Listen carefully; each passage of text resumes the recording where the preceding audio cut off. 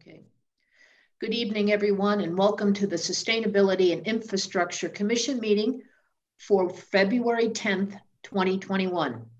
Please join me in the Pledge of Allegiance. I pledge allegiance to the flag of the United States of America, and to the republic for which this stands, one nation, under God, indivisible, with liberty and justice for all. Cookie, could you please do call roll? Yes, Chair Rowinski. Here. Vice Chair Nunez. Here. Commissioner Lorraine. Here. Commissioner Reyes. Here. And Commissioner Robbins is not on yet. I know he is trying to call from home, so I call from his car, so I don't see him listed yet as an attendee. Okay. We do have a quorum, and I'm sure he'll tap in here momentarily. Okay, thank you, Cookie. Just a reminder, due to the current physical distancing protocols issued by the state, the city has enabled two ways for the public to participate remotely and to provide comment. The first way is for people joining the meeting by video is to click on the Zoom meeting link found at the top of the meeting's agenda. Use the raise your hand button to be called on. And when called upon, please let us know who you are and provide your comments. The other way for people to join the meeting is by phone, and that is to call 408-638-0968. Once again, 408-638-0968, and enter conference ID 870205 7069-9. Once again, 870205 7069 and the number 6. And the password is 876483, 876483, and press pound. To provide public comment, press *9 to raise your hand to be called upon, and when called upon, press *6 to unmute and introduce yourself, followed by your comments. The video and phone options for public comment will remain open and available until all public comments have been made to the commission. As always, a big thank you to staff for their time and work to make tonight's remote meeting and public participation possible. The next item on the agenda is the consent agenda. There is one item, that is to approve the minutes from the regular commission meeting of January 13th, 2021. Do I have a motion? Motion to approve. Second. Cookie, a roll call vote, please. Chair Rowinski. Aye. Vice Chair Nunez. Yes. Commissioner Lorraine. Yes. Commissioner Reyes. Yes. Motion passed 4-0. Okay, thank you. The next item on our agenda for this evening is public comment for persons wishing to comment on an item not appearing on tonight's agenda. State law prevents the commission from acting on any matter not on the agenda. However, comments are welcomed, and the commission will take note of them and may consider them for inclusion into a future commission meeting. Cookie, do we have any speakers? I have one hand raised, Carol Steinfeld. Okay. And I am going to, if you could unmute yourself.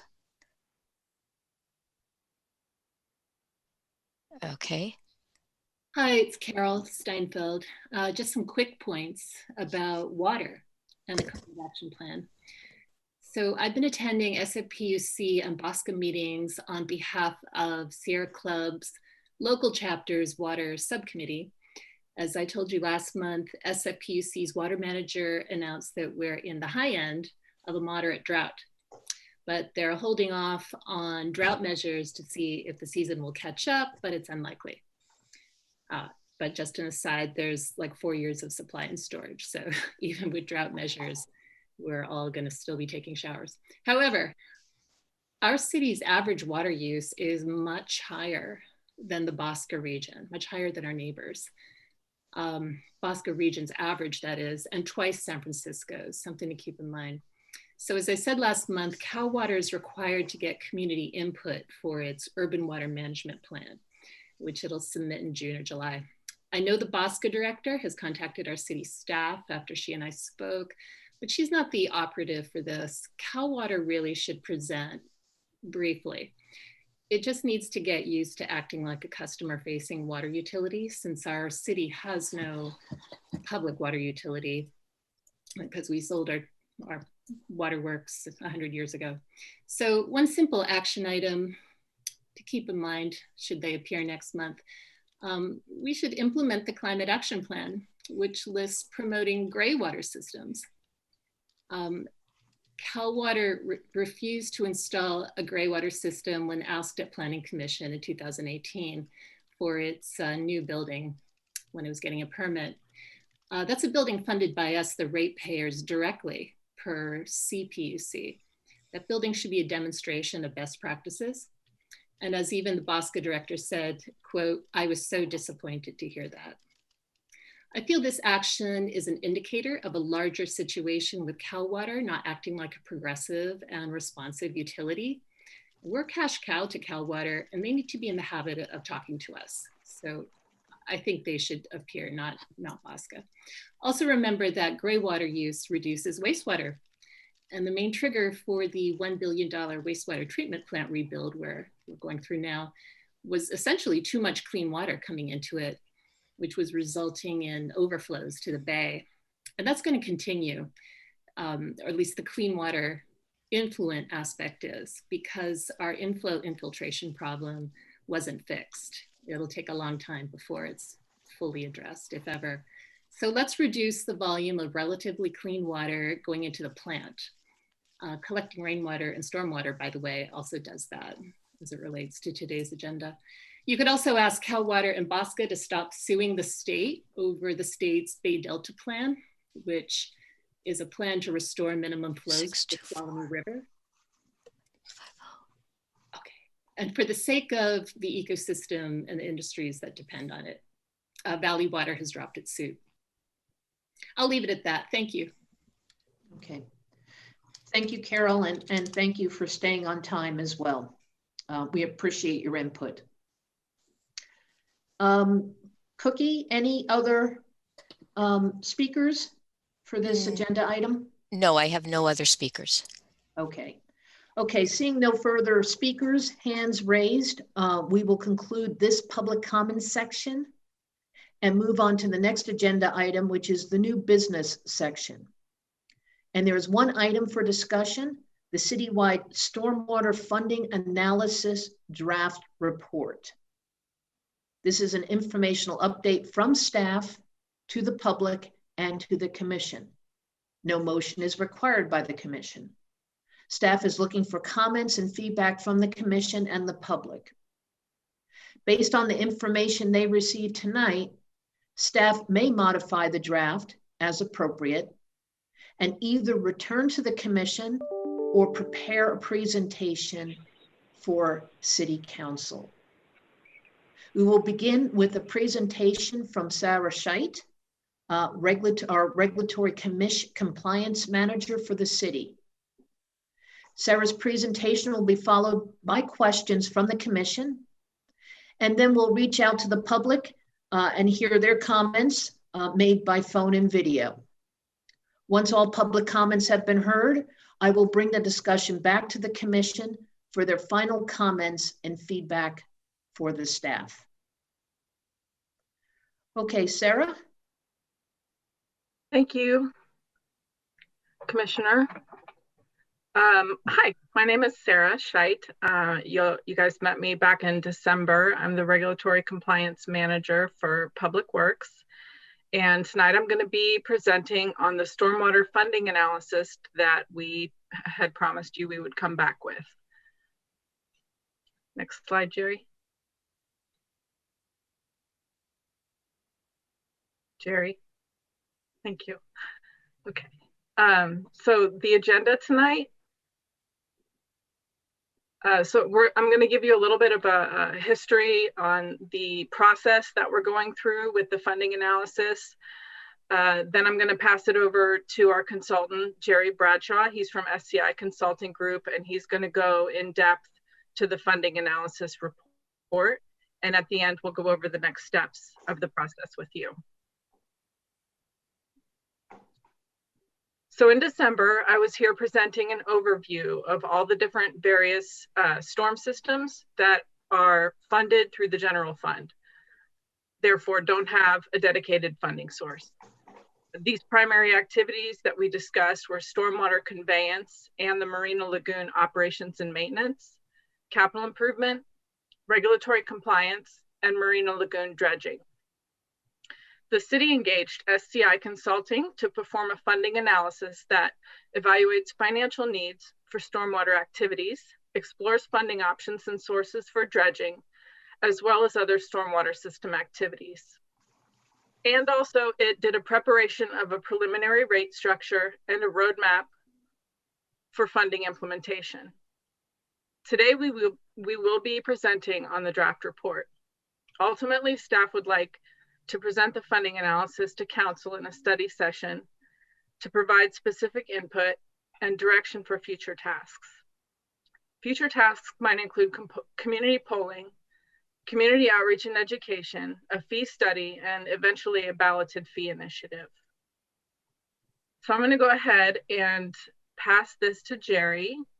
He's with SCI Consulting Group, and he's going to present on the funding analysis report.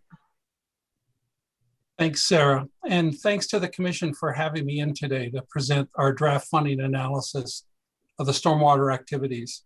My name, as Sarah mentioned, is Jerry Bradshaw, and I'll be doing most of the presentation today. SCI is a firm that provides public agencies with assistance in and help for funding infrastructure needs, and stormwater is one of our specialties. My background includes 22 years working for cities in the Bay Area as a city engineer and public works director. And for the past 7 years, I've been with SCI, where I lead their stormwater funding group. I'd like to start off first with kind of a background of stormwater management. Historically, as we were building our cities, stormwater was considered a waste product, something to be gotten rid of. Our task was to collect it and convey it somewhere out of the way. For that, we built infrastructure, pipes, pump stations, and in the case of San Mateo, Marina Lagoon. One other historical fact is that the lagoon, which was finished in the 1960s, gradually began filling back in as soon as it was built, due to the nearly 6,000 cubic yards of sediment coming in there every year. And we'll talk more about that a little later on. Then something happened to change how we look at stormwater management, the Clean Water Act. Originally enacted by Congress in 1972, it went after major polluters like factories, sewer treatment plants, and other industrial facilities. We made great progress going after these major polluters in the 70s and 80s, but it wasn't enough. In the late 80s, Congress updated the Clean Water Act to go after pollution that comes from our urban areas.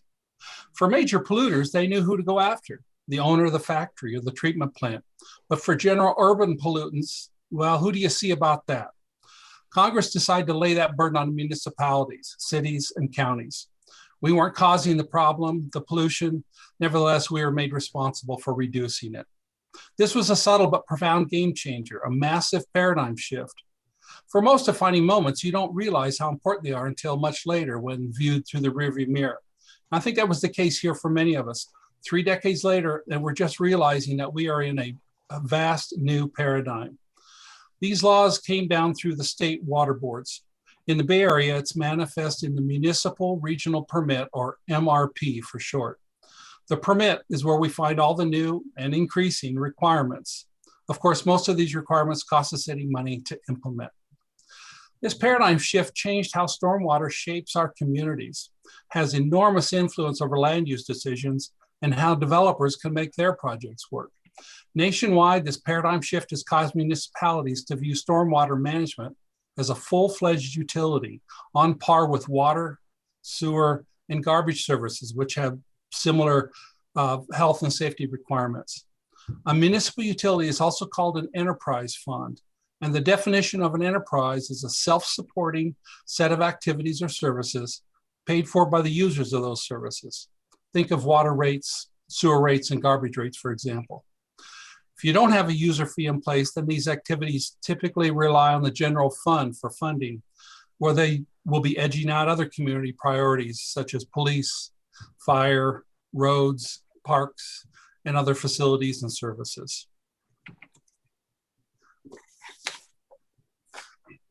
So as Sarah mentioned, this project is made up of 3 primary elements. It's an evaluation of current and projected financial needs. We also did a focused look at the MRP compliance needs, and you find that in Appendix A of the report.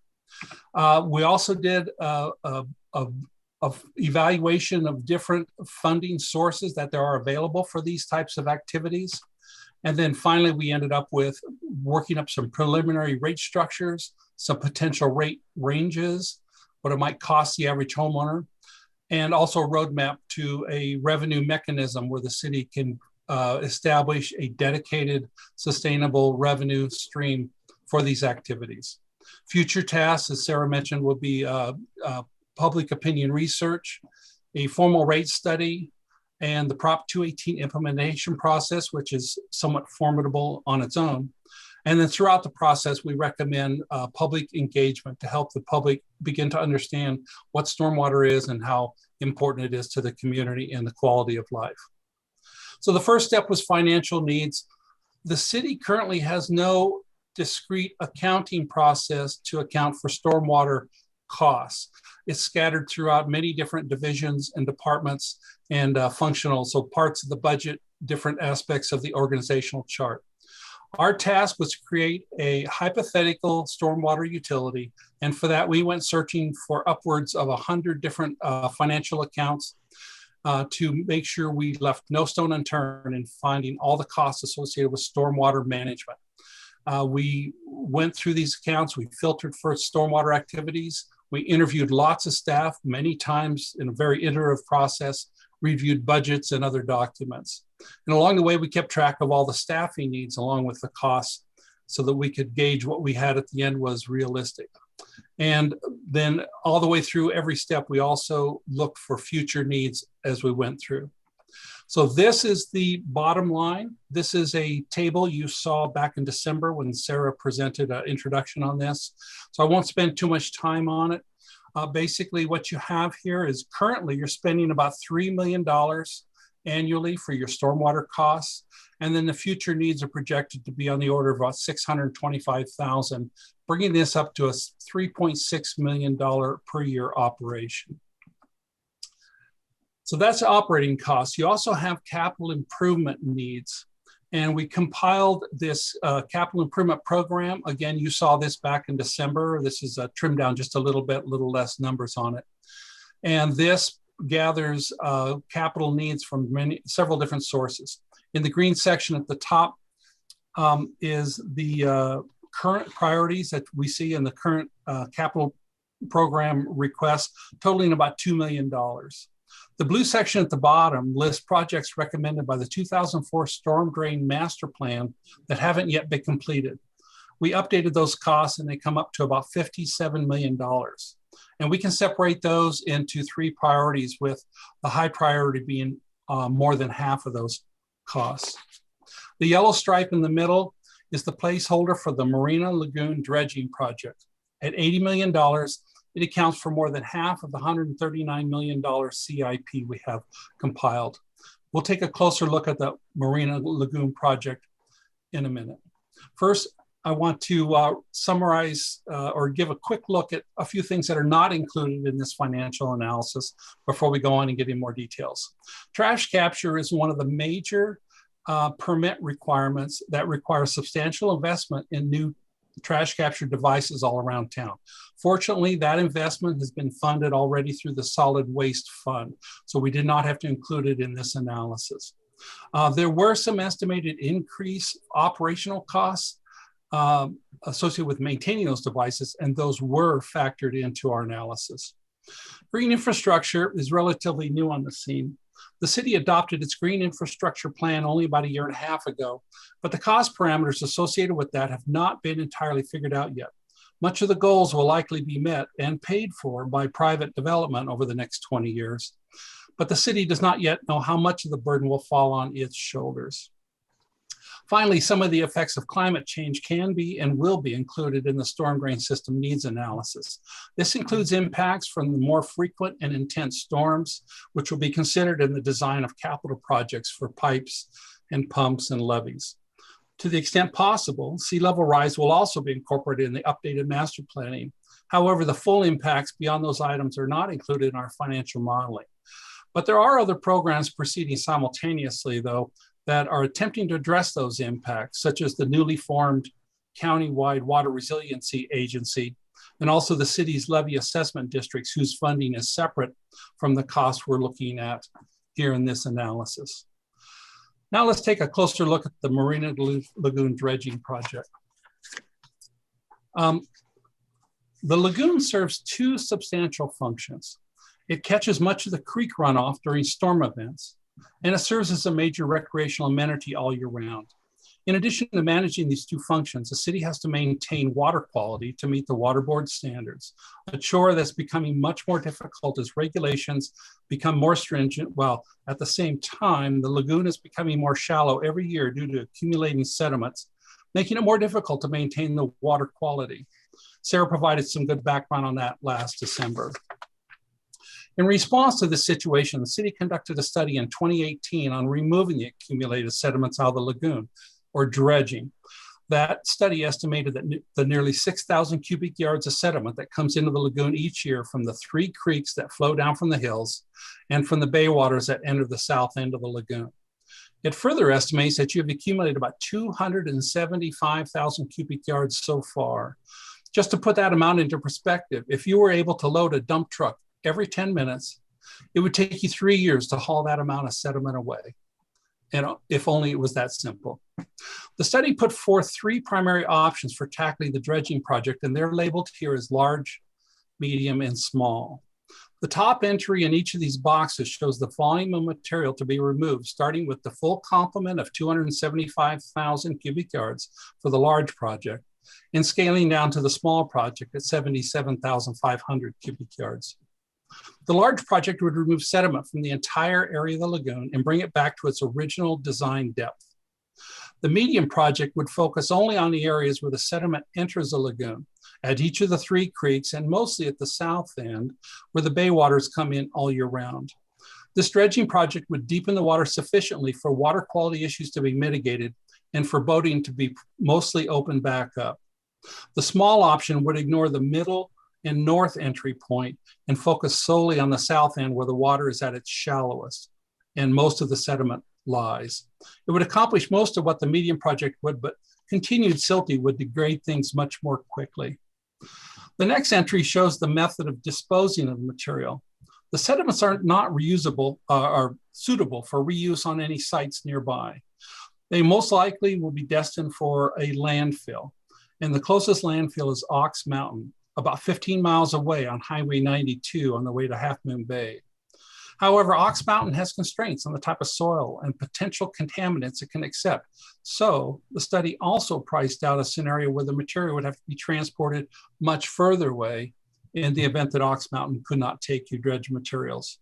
This long haul alternative effectively doubles the cost of each option, which is why you see the costs varying. For instance, in the large project, we show costs ranging from $42 million to $85 million. There's another way to dispose of the material, though. Drop it into some nooks and crannies in the lagoon itself. That method is labeled here as infill. The study identifies 3 areas of the lagoon where some limited filling could take place without dramatically changing the nature of the lagoon. Obviously, it would be much cheaper to avoid hauling and dumping costs. In the small project, the study costed both options, the off-haul and the infill methods. So you can see here how that impacts the cost. The off-haul version costs up to $26 million, and the infill costs less than $9 million. But there's limited space, and the most you can dispose of that way is about 100,000 cubic yards. The third entry is the useful life of each option. We simply divided the amount of material to be removed by the annual amount of sediment that comes into the lagoon. For example, the large option, it would take about 48 years for another 275,000 cubic yards to fill back in. We'll come back to that thought in a minute. The last entry shows the cost estimates, which we've already talked about a little bit. For the CIP we showed you in the previous slide, we rounded the worst case option down to $80 million to serve as a placeholder. As we were reviewing the dredging study, it became obvious that the dredging would not be a one-time project. Due to the continual silting in the lagoon, it will need to be a recurring project in some form or other. So we took a different look at this, a recurring life cycle cost approach. When you step back and see the long view, another thing jumps out. The lower cost infill option can only be used once. The next time you go to remove sediments, that option is not available because you filled all those nooks and crannies in the last time.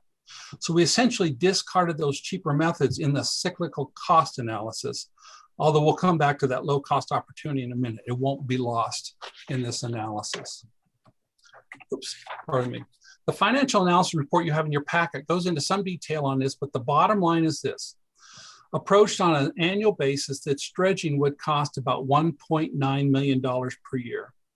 Then we stood back to see if that had a practical application, and we think it does.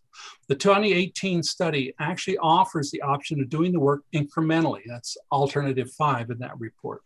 So if you simply set aside $1.9 million each year, then you could go out every 5, 10 years or some other interval and do a sizable project to keep up on the sedimentation. So for our financial analysis, we decided to run with this idea and pull the lagoon dredging project out of the capital improvement program and create a separate cost center for the dredging. It would be more of a capital maintenance program. So let's see what that would do if we made that modification. Here you see the CIP we showed you a few slides back, totaling about $139 million. We contemplated removing the entire $80 million item from the CIP, but thought, what if we left $9.7 million in that CIP slot? Then we could perform a medium-sized project right off the bat. Then use the annual set-aside funding for keeping the lagoon in good condition and maybe getting ahead of things a little further. Think of it as a kickstart project, you know, a belt and suspenders approach for this important community amenity. In that way, the city could take advantage of the cheaper infill option right off the bat and quickly get the lagoon in much better shape for water quality and recreation. Here's what the CIP would look like if we did that. The CIP total reduces to $68 million. It's still a pretty big number, but less than half of what it was. A couple of important notes before we move on though. First, by keeping that $9.7 million in the CIP for a kickstart project, we assume that it's available for immediate use.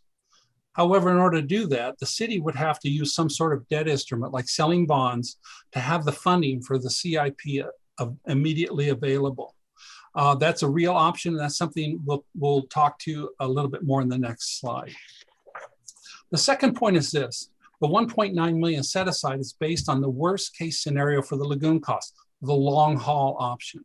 If the material actually can be taken to Ox Mountain landfill instead, that annual cost would drop to about $1 million annually. That's not yet known, so we kept the high number in our financial analysis.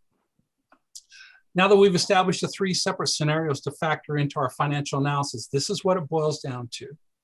In the table on the right, you see first the operating cost of about $3.6 million annually. Below that is the $1.9 million set aside for Marina Lagoon and the sediment control work there. Those are both annual costs, so they work well in an annual revenue needs analysis. The last element was the capital projects totaling $68 million, but we needed to convert that to an annual cost to come up with a total annual revenue requirement. For that, we developed a 30-year financial forecasting model where we built in all of these factors along with other fiscal requirements like escalation rates, operating reserves, possible debt burdens, and then forced the $68 million CIP to be cleared within that 30-year period. For all that to work, the annual revenue requirement in fiscal year 22 would need to be $8.4 million. That leaves about $2.9 million for the capital projects and or capital debt service if you go with some sort of debt. We can go into more detail on the 30-year modeling later if you want to look behind the curtain on that.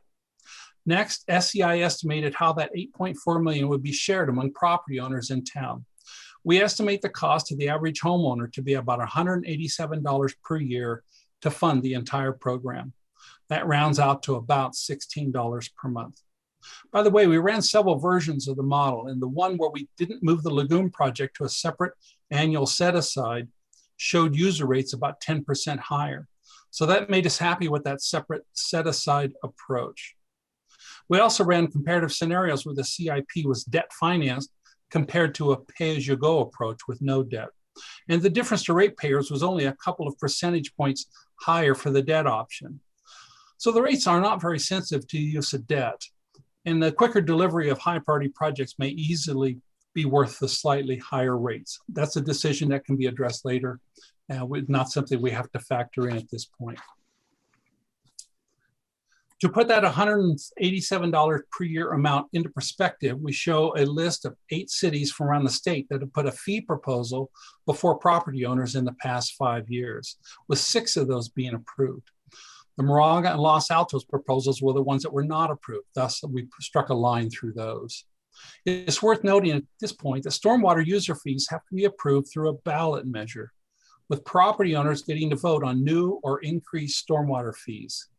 That is no small feat. Most cities think long and hard before floating any ballot measure for new funding, and the stormwater measure is no exception. At the top of this table are 2 cities that have just authorized going through the ballot process: San Bruno, my alma mater, and Davis, where we did the fee study for them. Those outcomes won't be known until late spring. So the rates you see in this table are all lower than the $187 we estimated for San Mateo. That will have to be taken into account if and when the city decides to move forward. In the financial analysis you have in your packet, there's a tool to help the city synchronize fee levels with service levels as it moves forward. And we'll talk more about that in the next slide. One final note, the 2 cities that did not get their rates approved had no existing stormwater fee on the books. They were starting from scratch. Most of the other cities had some sort of fees in place for a few decades beforehand, and we're just increasing them in the ballot measure. San Mateo, with no existing stormwater fee, is in the same boat as the 2 cities that lost, and we suspect that will make the chore that much more challenging. But we think that the Marina Lagoon element is an asset that the community might be willing to pay for along with the other services. So there is hope. Up to this point, we've only been talking about user fees.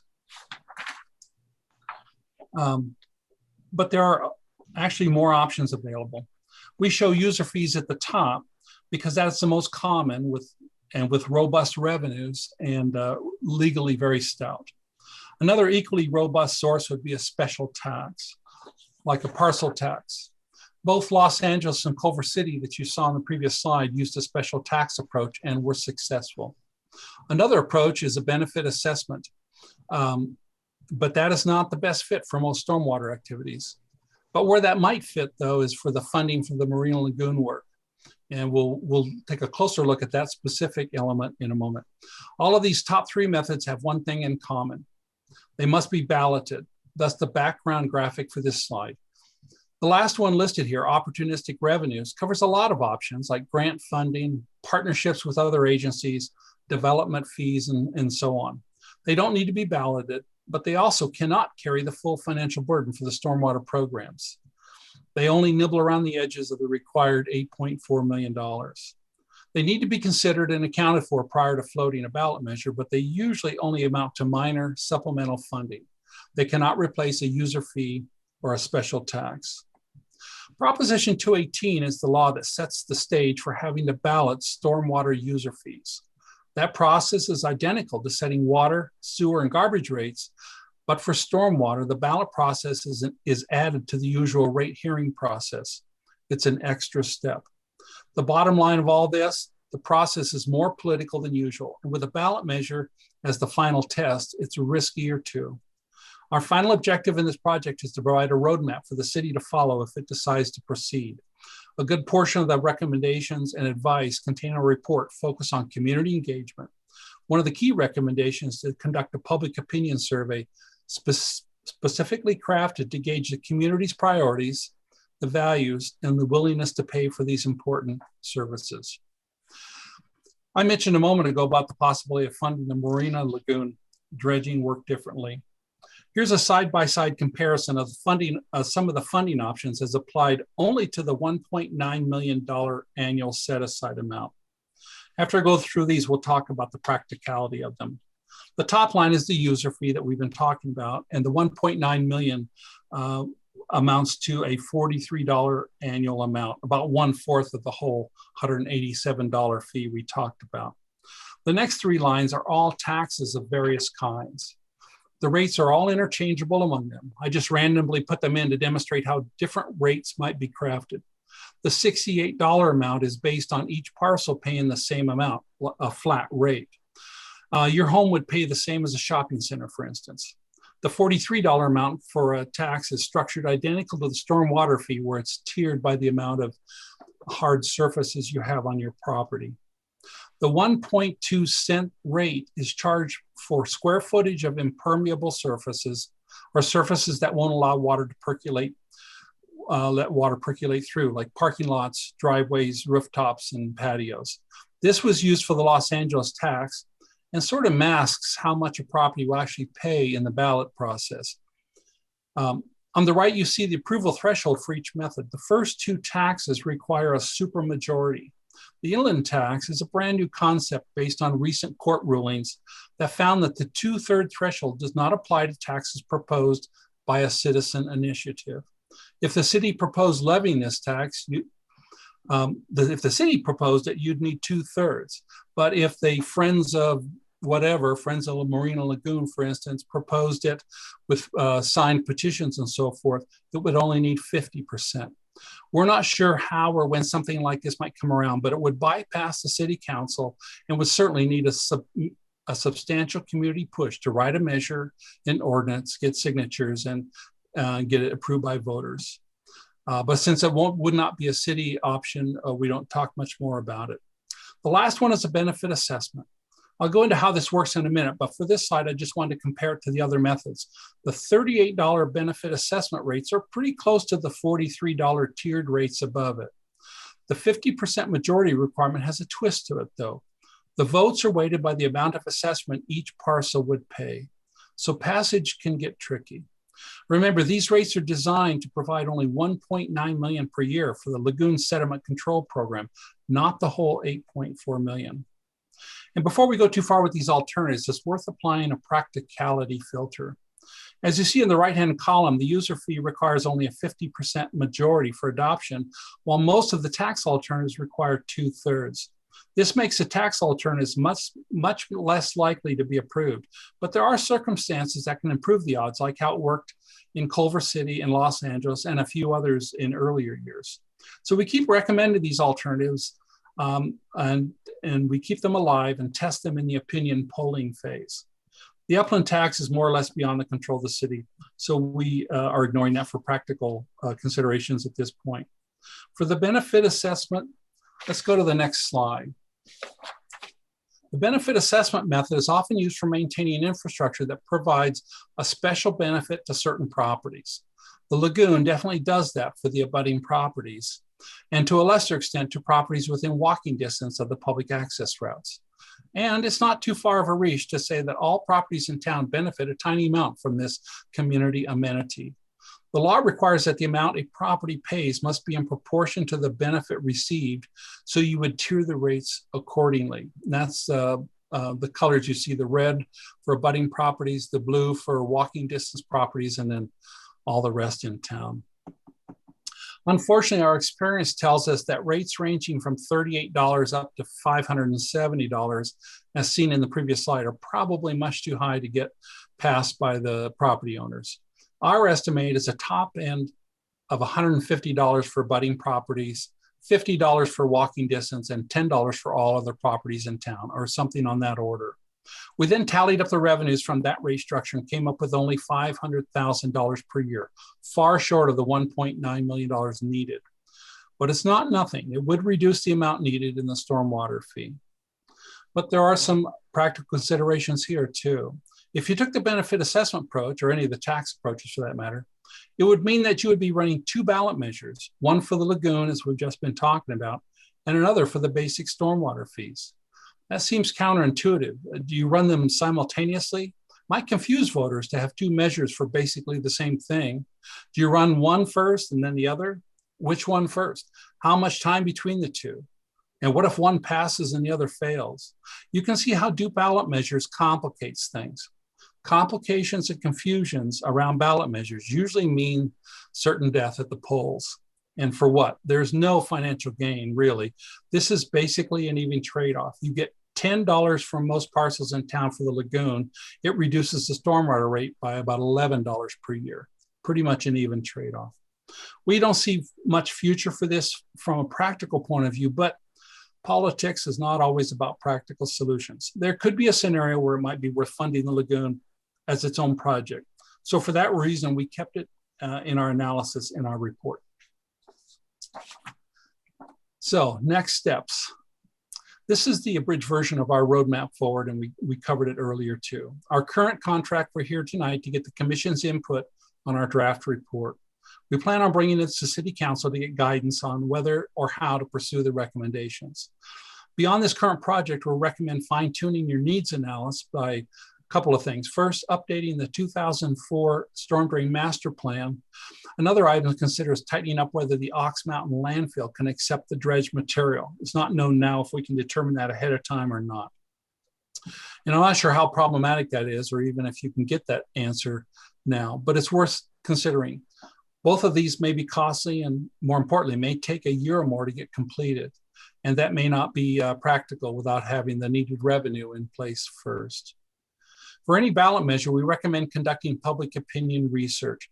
This will help you learn where the community is on several fronts: how much they value the stormwater system in the lagoon, what elements are the highest priorities, and whether those priorities align with the city's priorities, and how much they're willing to invest in the system's health and reliability.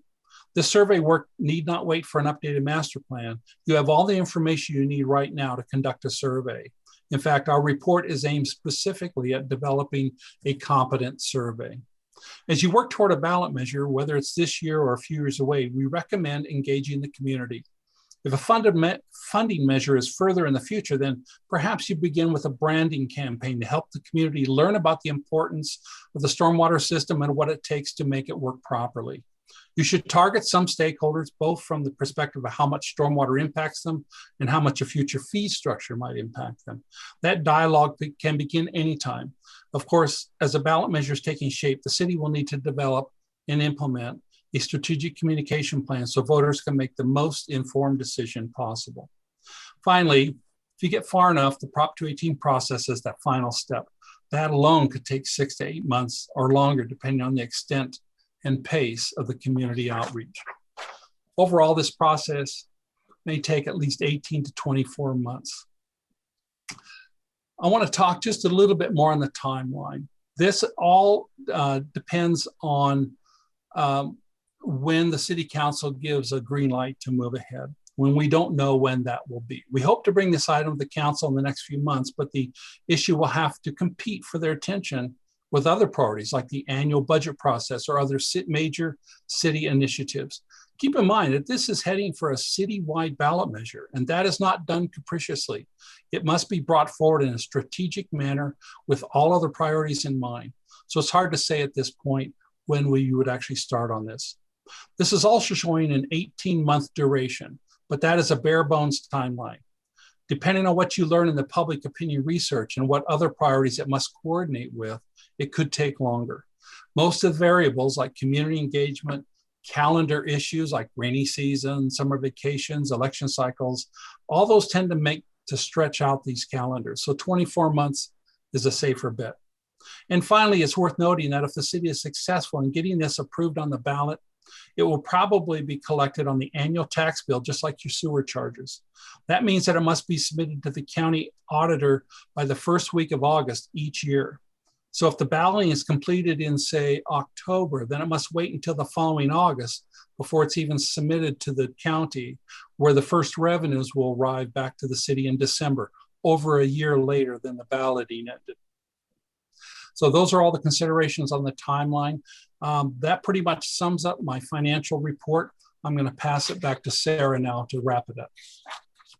Thank you so much, Jerry. That was great, very informative.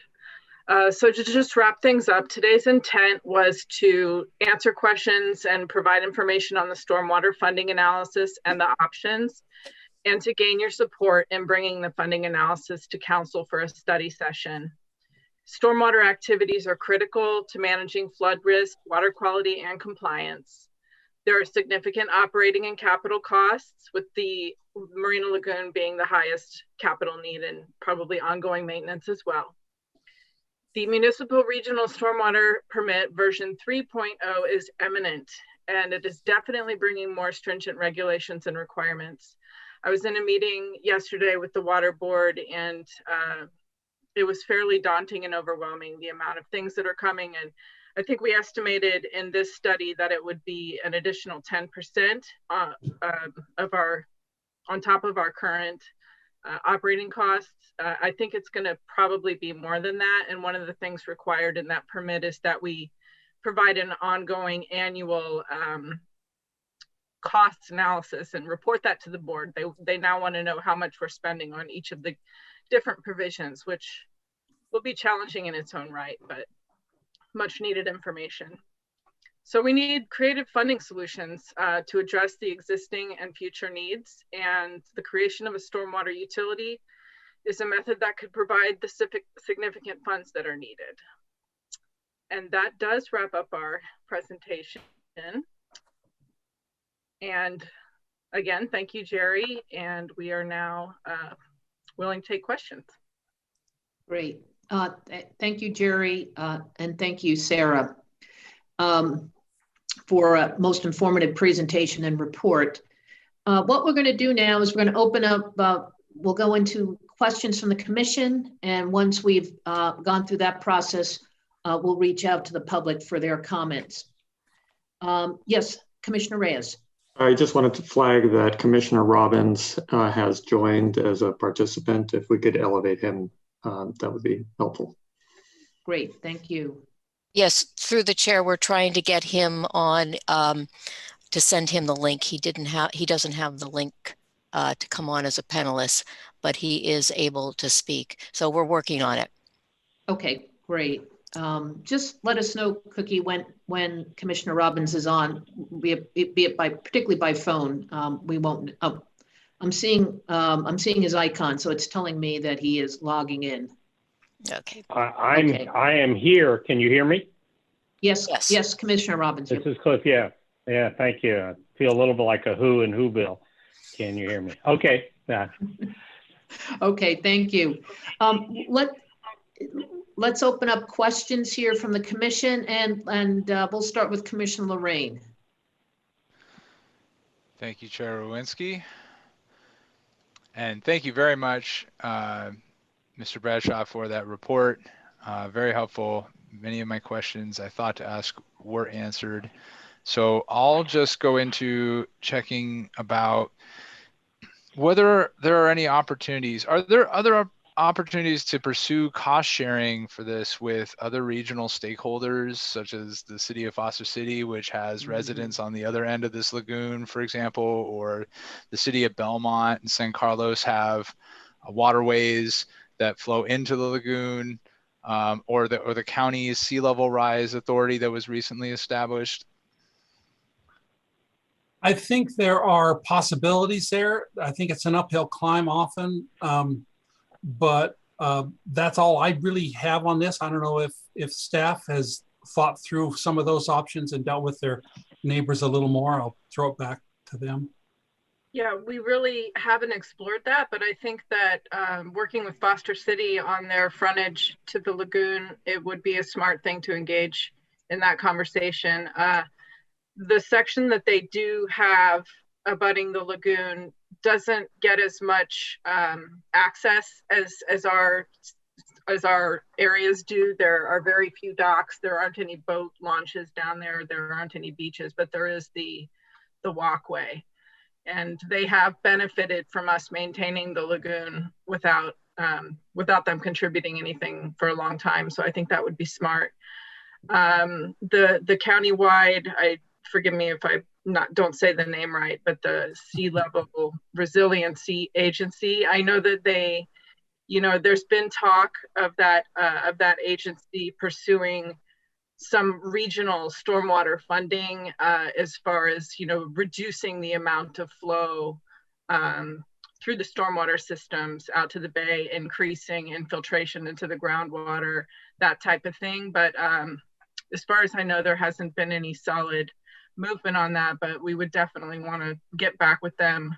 I did hear at a meeting earlier this month that, there are other cities that are, considering the ballots and measures. So the countywide program might be more interested to re-engage us in that conversation in the near future.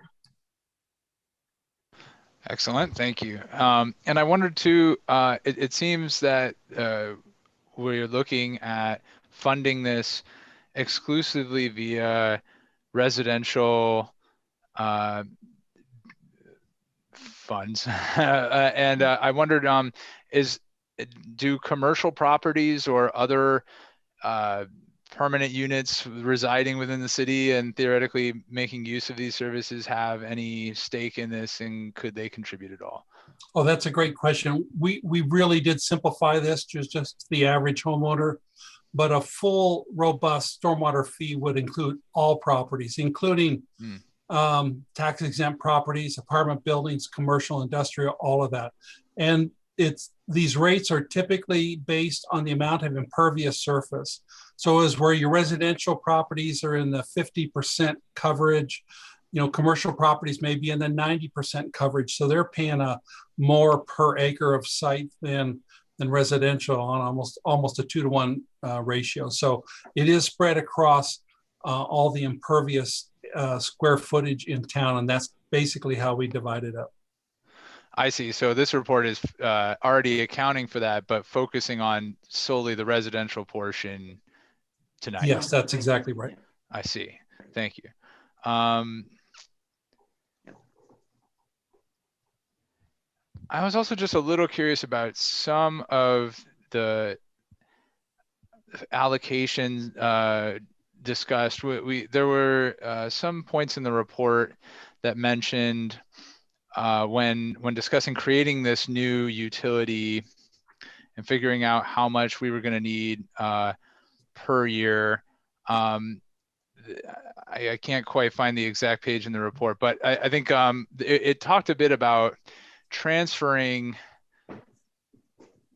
sort of the responsibility, I'll say, of some services that are currently being funded by some other enterprise funds the city already has. If we were to do that, wouldn't any money that would have gone toward that enterprise fund and I as a ratepayer would have to pay just make a lateral move into this enterprise fund and essentially be a net zero increase? Yeah, and I'm glad you brought that up. It's what we call realignment. And when you're starting from scratch with a stormwater fee, you look for, as you started off with, help paying for this. Rather than your neighbors, you look for other fee structures that don't have a ballot requirement to help pay for elements in stormwater that overlap into, let's say, sewer or solid waste. In your case, you don't have a water department in-house, so and there's not always often much overlap there. In your case, you're already doing that. Of these stormwater costs, a portion of them are already being paid for in these other enterprises. So if you were to, and that $16 rate that we boil it down to includes paying for all of the stormwater fee with this new fee, which means that those other enterprises would actually get a break on the rates. And it may not be worth trying to transfer it back into a stormwater rate and lower their rates only to raise it here. Maybe you just leave those there and collect a little lesser rate. Maybe this rate goes down to $12 instead of $16. In fact, that's one of the options in the right sizing section of the report. Is the middle option is the $12 and some option. And that is doing just that. You leave those funds where they currently are coming from and just fund the other stormwater work that is currently being borne by the general fund. Okay, thank you. Last question from me has to do with how often we might have to go back to the voters for a rate increase. This is mentioned in your report, and I noticed, I think in the appendix, that the city of Palo Alto recently had to do this. So I think the line item you featured in your report tonight, for example, was an increase. And I think you also just mentioned that some of these cities had fees before and are increasing them. So do you have a sense? I imagine it might differ per city, but just curious. Well, you struck on another nuance of Prop 218 and the surrounding statutes that make stormwater rate study. And since we're not doing the rate study, I didn't go into it too much in this analysis or presentation, but I will give you a preview. For water and sewer and garbage rates, you're limited to setting those rates for 5 years at a time. And every 5 years you revisit those, make your course correction for the next 5 years, and so on and so forth every 5 years. But for water, sewer, and garbage rates, it's a pretty simple thing to do. All you need to do is to put out a public notice and conduct a hearing so the city council gets input from the community. But that can be done easily through the utility billing or some other mechanism. There is no balloting that could put it all at risk. With balloted fees, you don't have that 5-year limitation. You can set rates that will go on indefinitely. But that brings us some other problems. Forecasting costs and utility for 5 years is something we all do all the time. We're pretty good at it. For 10 years, you're guessing a little bit. And when you go beyond 10 years, it's all just a escalation rate factor going in the future. It's hard to predict specific cost items. But since you have this huge hurdle right up front of a ballot measure, and you don't want to do that every 5 years, you ended up adopting a quote permanent rate structure. And how do you increase that? You can build in an increase right up the front, as long as you tell the voters that they're voting for it, like tie it to the CPI or some other index, or just a flat rate, like say 3% a year increase or whatever. It's a horrible way to run a utility, but it's kind of the best you have for stormwater when you're looking at not wanting to do this very often. So the answer is you can do it as often as you want. You don't need to do it at all if you set a rate in place and you're willing to live with the escalation or inflation factors you build in. So that's kind of the answer to your question. It's a funny nuance that just separates stormwater from the other wet utilities even more. Prop 218 has done a major cleaving job of making stormwater different from the rest, and that's one of the aspects. Thank you very much. Those are my questions. Okay, thank you, Commissioner Lorraine. Commissioner Nunez. Thanks, Chair Winsky, and thank you, Mr. Bradshaw and Sarah, for your presentation.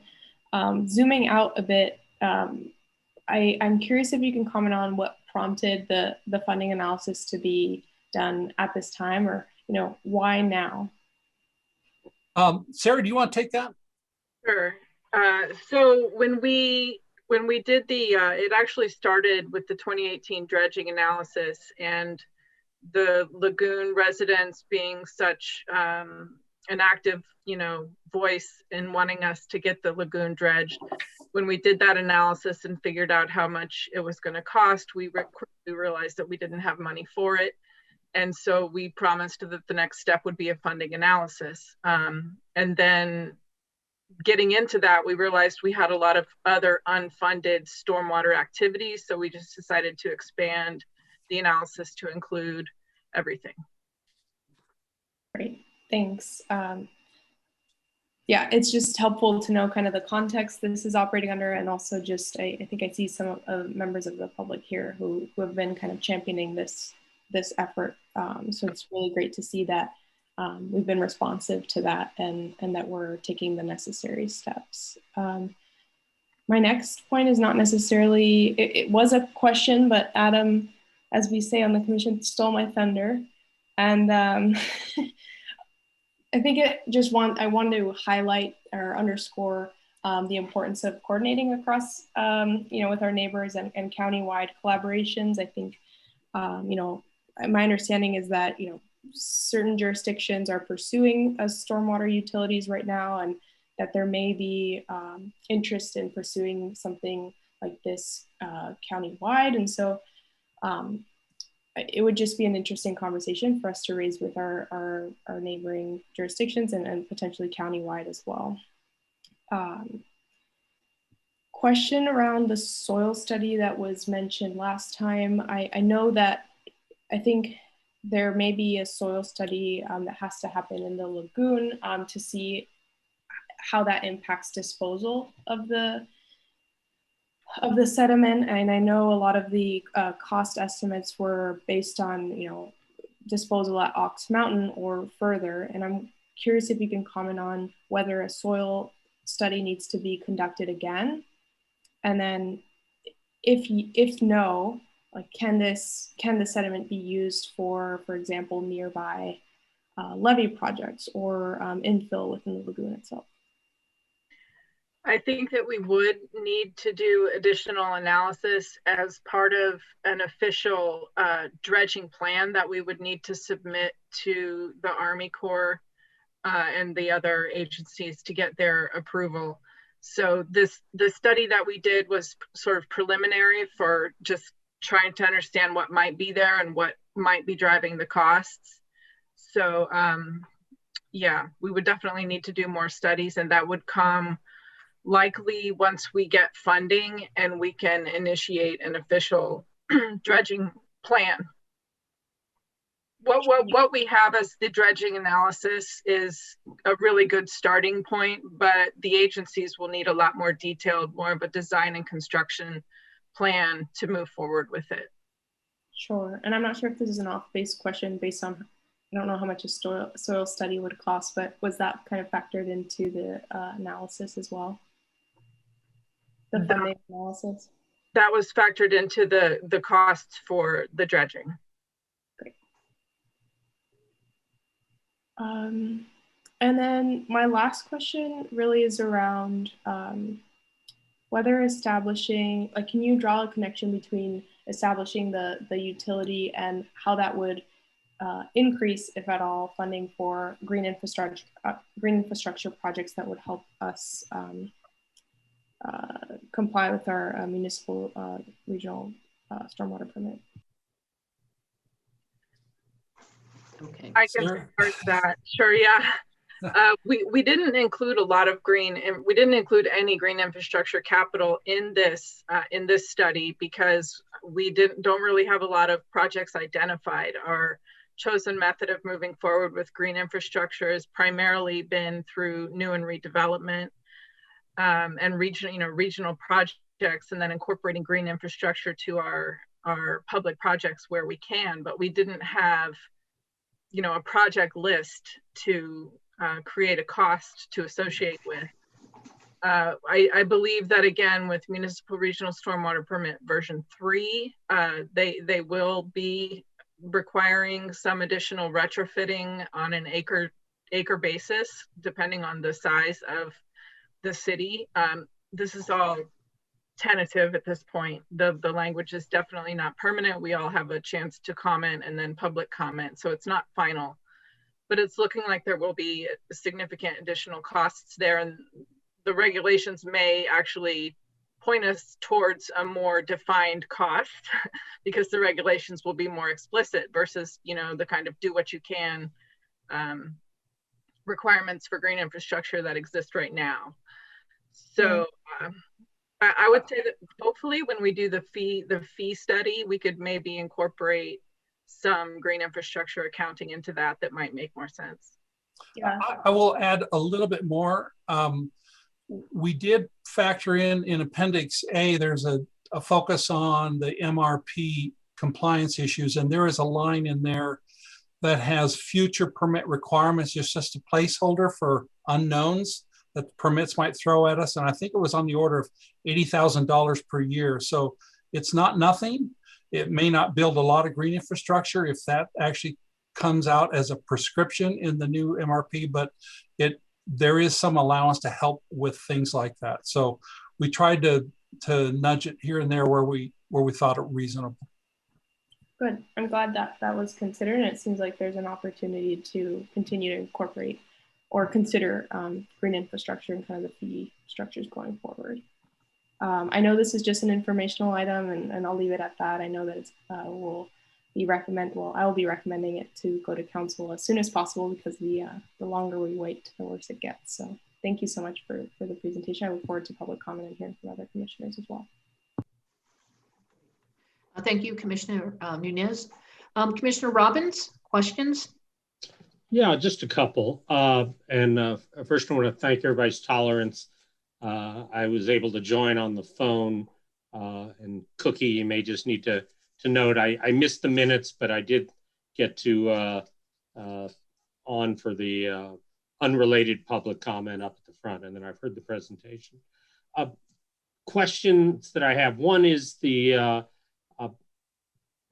are any of these proposals, when we go down a funding path, requiring the setup of a distinct legal entity?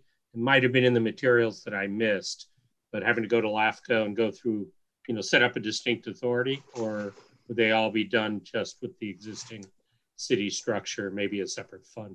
Yeah, all of these can be done within your current municipal structure. You're empowered to do all these activities and collect these funds. If there was some strategic reason to create a finance authority, you could certainly look at that, but that's not something I've come across in our stormwater work yet. Excellent, thank you. Have you come across a hybrid, our city, between a sort of a user fee concept, whether it's a parcel tax or an outright user fee, and a beneficiary assessment? What we have are that the Marina Lagoon is both a functional part of the stormwater treatment, but it's also an amenity, but it's largely to the benefit of the neighbors, not totally, but largely. So a hybrid model might make more sense, but I don't know, is that something that's that you've seen? Not particularly. I'll be honest with you, we haven't seen much stormwater funding, period. I mean, it's just is kind of a new industry, if you will. So we haven't seen all the different possibilities yet, but we've certainly kept the door open for hybrid funding. And we expect that the public opinion research will test these options to see if it would make sense to try and do some, a hybrid model like that. Like you said, the lagoon has community support, community energy behind getting it going, and that's critical to something like this. And maybe that slice of it can have a little more impetus than just a boring old stormwater fee that you push forward. So we're keeping all those options open, and we think a competent public opinion research can help sift through that and make some sense of it.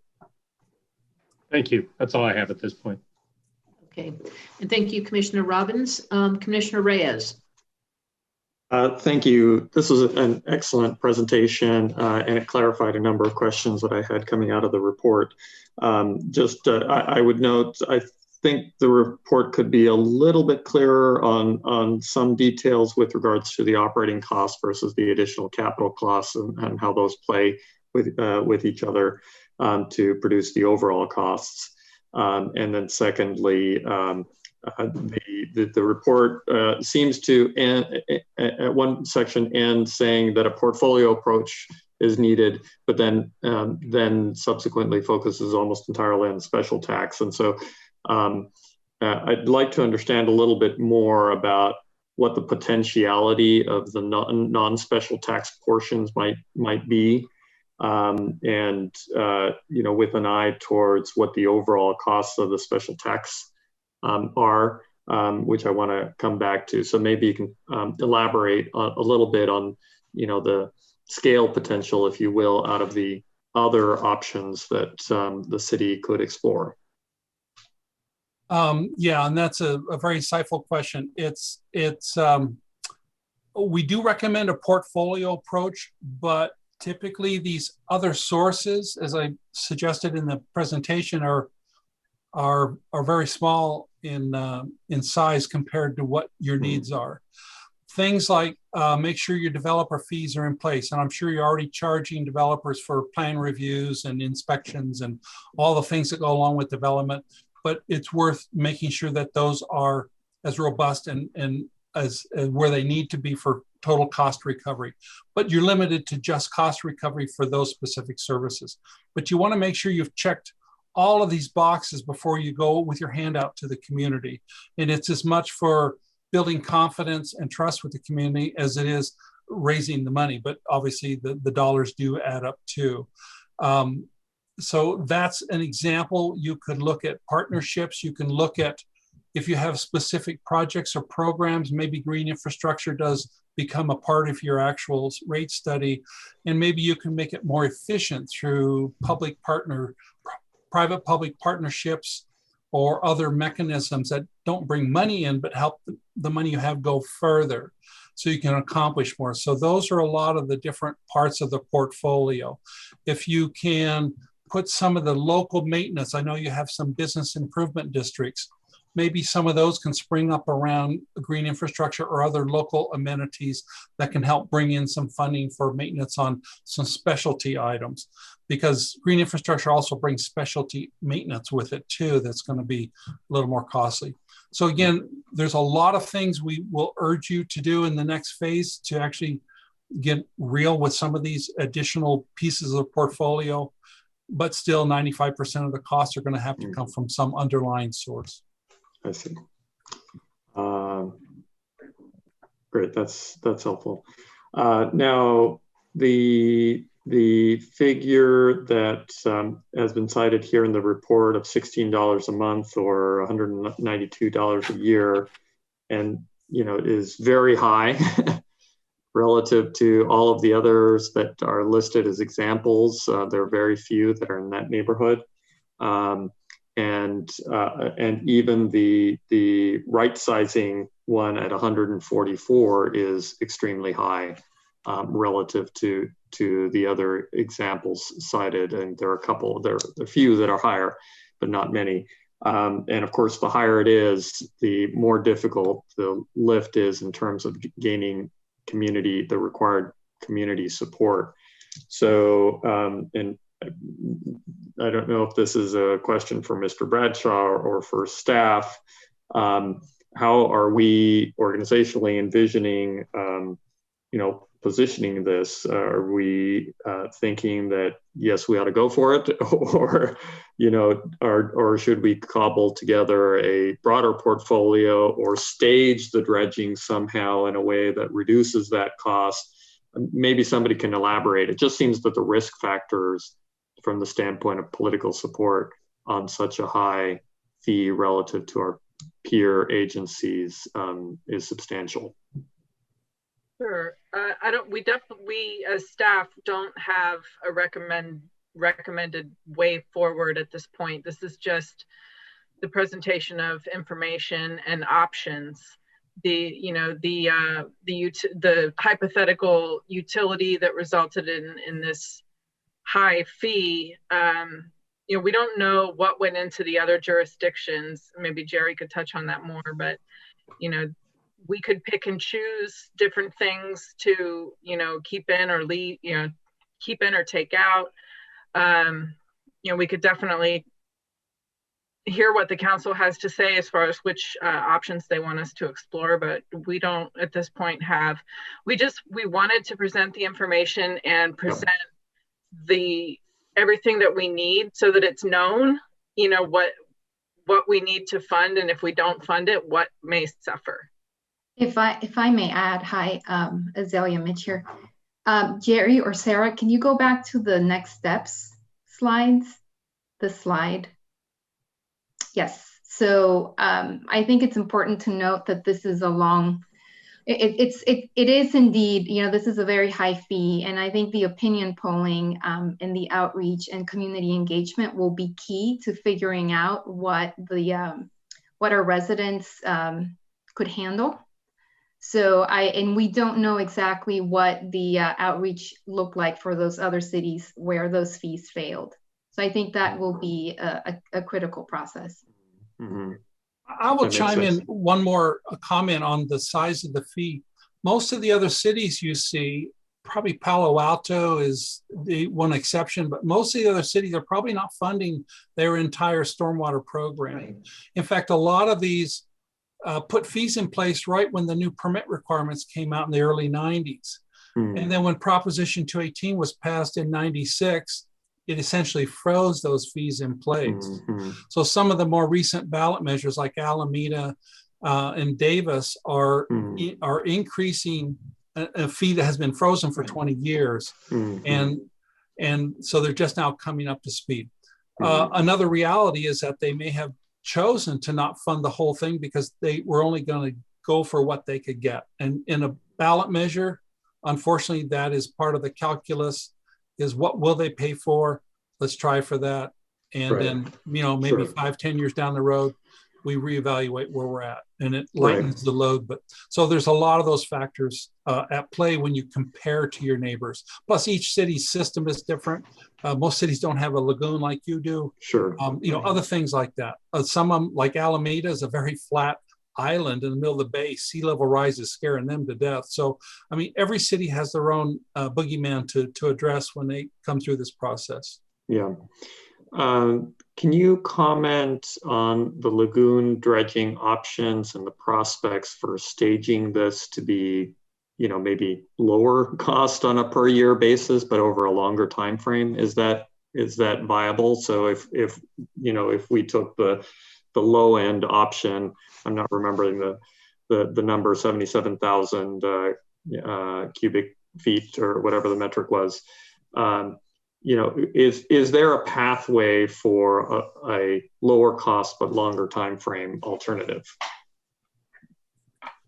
Yes, from where I stood, it looks like it, both from a financial analysis and looking back to my experience as a city engineer and public works director, figuring projects out. I haven't actually done dredging, but I understand the basics of it. And yes, we think, especially with that option, that 100,000 cubic yard option of $9.7 million is a pretty slick way to kickstart this thing, get it in a pretty healthy state, not back to the original design, and then go into the set aside where you can do incremental work. And there you're totally flexible. And that's the beauty of the life cycle cost approach. You're very flexible in responding to how the lagoon responds to your work, and also how the community, the impacts, and how often you do it. Is this something you do every year? Or do you wait, it's so painful, you just wait every 5 years or 10 years to catch up? Those are things you'll have to figure it out as you go. And this approach gives you that flexibility. So I think there's a lot of practical ways forward and a lot of flexibility. I don't know, Sarah, you and your staff probably have a little more insight into the actual mechanics of this project. No, I think you covered it. The 9.7 for the medium-sized project versus, a small project, it isn't at what, 8.6. It's not very much of a difference, but I would think that, if there is flexibility, I don't know if there's flexibility in the 1.9. Could we bring in less per year and then, just have it take longer? I don't know the answer to that question, but any project that we do, to make it worth it, we're going to have to do, to go through the permitting process and make an impact. 77,000 versus 100,000 cubic yards is what we're looking at. Right. Yeah, you have to do enough to make it worth to get started. My last comment here. Well, I guess I can hold this for comments after we take public comment. But this has been very helpful. Thank you. Okay, and thank you, Commissioner Reyes. If I may, some of my questions have been answered, but I've got a few here. Jerry and Sarah, or I'll position this question to Jerry Bradshaw. Based on your analysis, is your recommendation at least at this phase, is for the city to create a stormwater utility enterprise. Is that your recommendation, though? You have given us many other options. Mm-hmm. And if so, I just want to understand why. You know, it was a very good report. It's a very technical report, but I think understanding, is that your recommendation and why, would be very helpful in kind of a conversive tone. Yeah, good question. Let me step back on just the organizational structure and the benefit of creating a separate enterprise fund. Even without a revenue stream coming in, you could actually consider creating an enterprise fund and just fund it through the money you currently have coming to these things. So it's reworking your org chart and reworking your financial accounts into this new entity. Why would you do that, you ask, when you don't have revenues coming in? It helps the city to get into a better frame of mind that this is a thing and it's worth handling separately. The community who pays attention to civic matters will kind of understand that. But I think just the city organization, from field staff on up to the city manager and the council, having this thing set up, there's some benefit to it. Whether it's worth the effort, I don't know. I know finance directors' heads will explode when you ask them to reorganize their chart of accounts and so forth. I've seen that happen. So there is some benefit to do it even without the money. If you are to get a revenue stream coming in, however modest, and it's through the Prop 218 process, like a user fee, Prop 218 requires you to spend that money only on stormwater activities. And the way to ensure that is basically to set up an enterprise fund, a separate nook in the financial process to track that. And oftentimes in a ballot measure, you may come up with oversight provisions where this commission or maybe a finance committee does annual reviews of those and reports back to the voters every year that, yes, we're doing our job right, we're achieving our goals and whatnot. So there's public accountability built into the political process aside from the Prop 218. So those are some reasons, both financial and both organizationally, that it may be worth setting this up with or without a revenue stream. And then if you do set this up and a revenue stream maybe comes along later, it might it might make it a little easier to move forward once you've set these funds aside, because we had to do a lot of work finding all these accounts. And if you set that up so it's automatic, I think it'll help everyone to quantify what you're doing, quantify your goals, quantify your achievements and so forth, like you do on all your other functional units, oftentimes through your budget process. So there's some benefit there. That's probably way more wind than you wanted, but there you are. No, I think that's helpful. It gets out of some of the technicalities in that report. So what I hear you saying is the enterprise, the enterprise model is, to some degree, it could be actually, it's a separate conversation in terms of how it's funded. You made a very clear justification for the enterprise model, and then in the analysis, it talks about a mechanism to fund.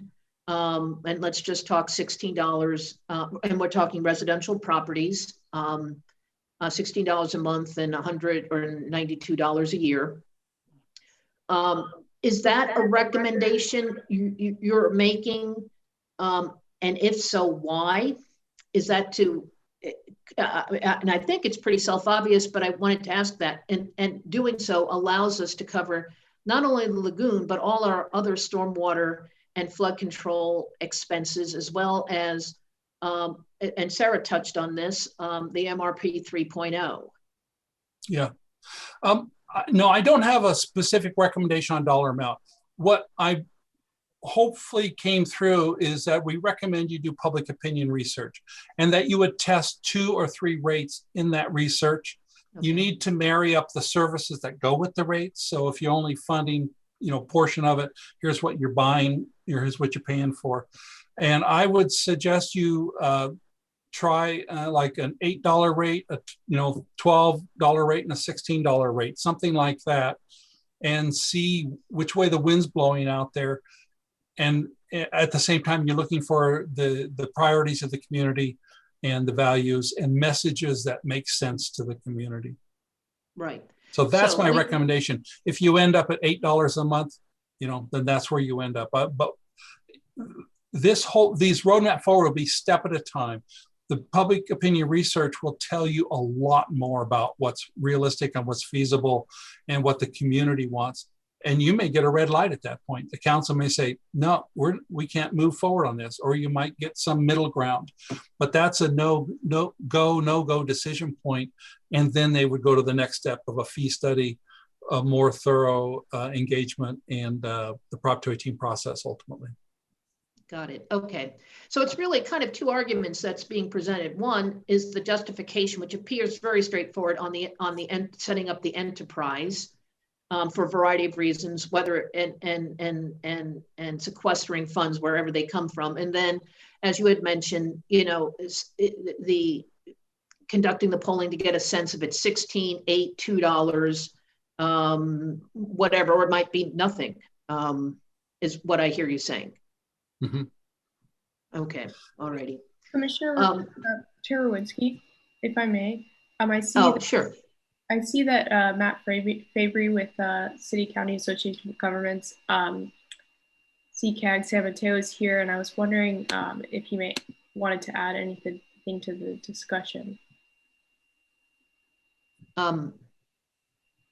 Please, yeah.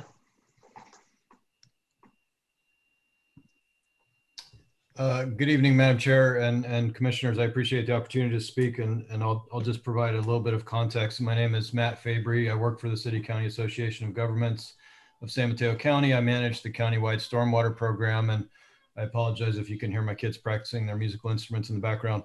But our countywide stormwater program exists to support all of the 21 municipalities in the county with meeting the obligations of the regional stormwater permit requirements. And I'll just say a couple things. One is that San Mateo is not alone in this issue, that, all of the cities are struggling with dealing with the costs of dealing with stormwater regulations, as well as just aging storm drain infrastructure. A lot of storm drain infrastructure is reaching its useful life and needs to be upgraded or replaced. And then on top of that, we've potentially got concerns with climate change, that the storms that we designed our systems for historically may become much more frequent, and we may see more frequent, intense storms that overwhelm our storm drain systems. So there's potentially the need to upgrade systems. And so I think all cities are looking at this. As Jerry indicated, San Bruno has already made a decision to go forward. I've had at least one other city reach out to me to ask questions about pursuing a fee. And then San Mateo, I applaud your efforts to do this detailed study and analysis.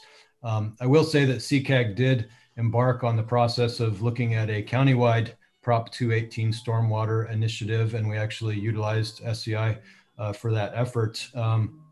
And looked at, could we potentially go out at a countywide level and support all the jurisdictions with their efforts? So we did opinion research, we did some needs analysis, and ultimately we didn't go forward at the time. But a lot has changed since 2014 in terms of, now there is a flood sea level rise resiliency district that does have, as part of its charge, regional scale stormwater management. We have, a new term of the regional stormwater permit. And then, as Sarah said, we just got the draft of the next third term of the regional permit. So we have requirements that are pushing jurisdictions much more in an infrastructure-based approach to dealing with the water quality issues and looking at green infrastructure. And so, and CCAG is doing a lot of work trying to explore, opportunities for all different scales of stormwater management, from the parcel scale where you're just trying to manage the rainfall that falls on your site, to the street scale where you're doing green infrastructure out in the public right of way. And San Mateo has done a lot of great green street type projects. But even up at the regional scale, where we're looking at large underground facilities, similar to what the city is actually doing at Bay Meadows for its sewer system, but similar types of systems for stormwater management. And so we're looking at all of these things, trying to support jurisdictions and figuring out where we can manage stormwater most effectively. But I think it may be the appropriate time for CCAG to revisit discussions about, how can CCAG help support at a countywide scale the needs of all of our member agencies. And that could entail CCAG restarting discussions about a countywide initiative. It could be that CCAG looks at partnering with all of our member agencies on doing outreach and engagement. As has been indicated, this really requires a serious engagement process to really get people to support any of these initiatives. And you can go out and do public opinion research now, but it obviously matters, what the opinions are after you've done some sort of engagement. And so these are significant issues. And I just want to say that CCAG is here to help on those, and that we are discussing these types of issues. And we will probably be discussing the potential for re-engaging on discussions on countywide support for funding initiatives within the coming months. I'd be happy to help answer any questions or take any comments if helpful. Okay, great. Thank you, Matt. Actually, I do have a question here now that you're on board. It was brought up, and I believe it was Commissioner Lorraine brought up the need or the thought of possibly coordinating our efforts with other cities that are, I'll call adjacent benefit impacted by the lagoon. San Carlos, Belmont, Foster City come to mind. And I think that's a big, by the way, that's a big ask from our city to coordinate. It's a lot of work. I think we have enough work here to do internally in terms of figuring out, forming up whether we move forward with the enterprise model and the funding. But Matt, would that be something that CCAG could help our city out with, is to coordinate with our adjacent, the adjacent towns who are, who use, benefit, impacted by the lagoon, those, and particularly those 3 cities? Well, I think the more likely role for CCAG, more likely role for CCAG and our countywide program, given that it's focused on sort of the stormwater issues and the regulatory compliance side, would be to help San Mateo coordinate with its neighbor agencies on more of the overall stormwater management and the green infrastructure and things like that. And so maybe in the discussion that the commission has had in terms of, separating the lagoon from sort of overall stormwater management and regulatory compliance and just your overall storm drain system, maybe those could be separated, and there could be more of a discussion at a countywide scale on the general stormwater management efforts and the regulatory compliance. And that would leave the city to focus more on the lagoon issues that are sort of separate and focused within a smaller, group of jurisdictions as opposed to countywide. So I think that would be more likely the role that CCAG could play to help support these efforts. Okay, all right, great, thank you. Let's see, I just have one more question here. And Sarah, I had asked this to you earlier today, and I think it's worthwhile to understand, Jerry, you came up with a theoretical $16 per month per property. And once again, we're talking residential properties. But I think it's important, and I would highlight this in your report, in any presentation moving forward, why San Mateo is more expensive. And Commissioner Reyes also touched on this, but outline why, if it's $16, which was the number that came up in order to fund the lagoon and all stormwater capital and operating costs. But I think it would be worthwhile to explain in detail why we are more expensive. People need to understand that. And Sarah, you came up with a very good explanation in the back and forth we had today on some questions. And maybe you can take just some time here and just explain to everybody what you shared with me. I thought it was very good. And I think it's important that the public hear this as well as the other commissioners. Sarah, you're muted. Sarah, yep, Sarah, yep. Okay, sorry. Yeah, that was Jerry's answer that I forwarded to you, but I'm happy to reiterate it, or he can. I think that he did. I think that he did touch on several of those issues. I'm looking for the email so I could read from it. Oh, okay. I could read that back, or Jerry, if you want to. I thought it was very instructive, and I think it needs to be more pronounced in any presentation moving forward. Mm-hmm. Sure. Because there are very valid reasons, and you struck on 4 of them with me. Yeah, I'll read those out. The estimated $16 fee covers all the known costs associated with the stormwater management in San Mateo. However, some cities enacted fees in response to the federal mandates and only included those NPDES required items in their fee structure, not the full infrastructure realm of costs that we've added here. Some of the earlier adopters of fees were pre-Prop 218, and as I mentioned, those got frozen as Prop 218 came into effect without at least doing an election to update them. And most cities are shy about doing that or don't get around to it because of that huge hurdle. There's also political force at play here. There is with any rates, but even more so with a ballot measure as the final say so. And sometimes they just take what they can get. If they think they need $15 a month, but they can only get $9, they take $9 and run with it. And then that's the fee that looks like is supporting them. So they're either cutting corners or they're getting subsidized by general fund in those cases.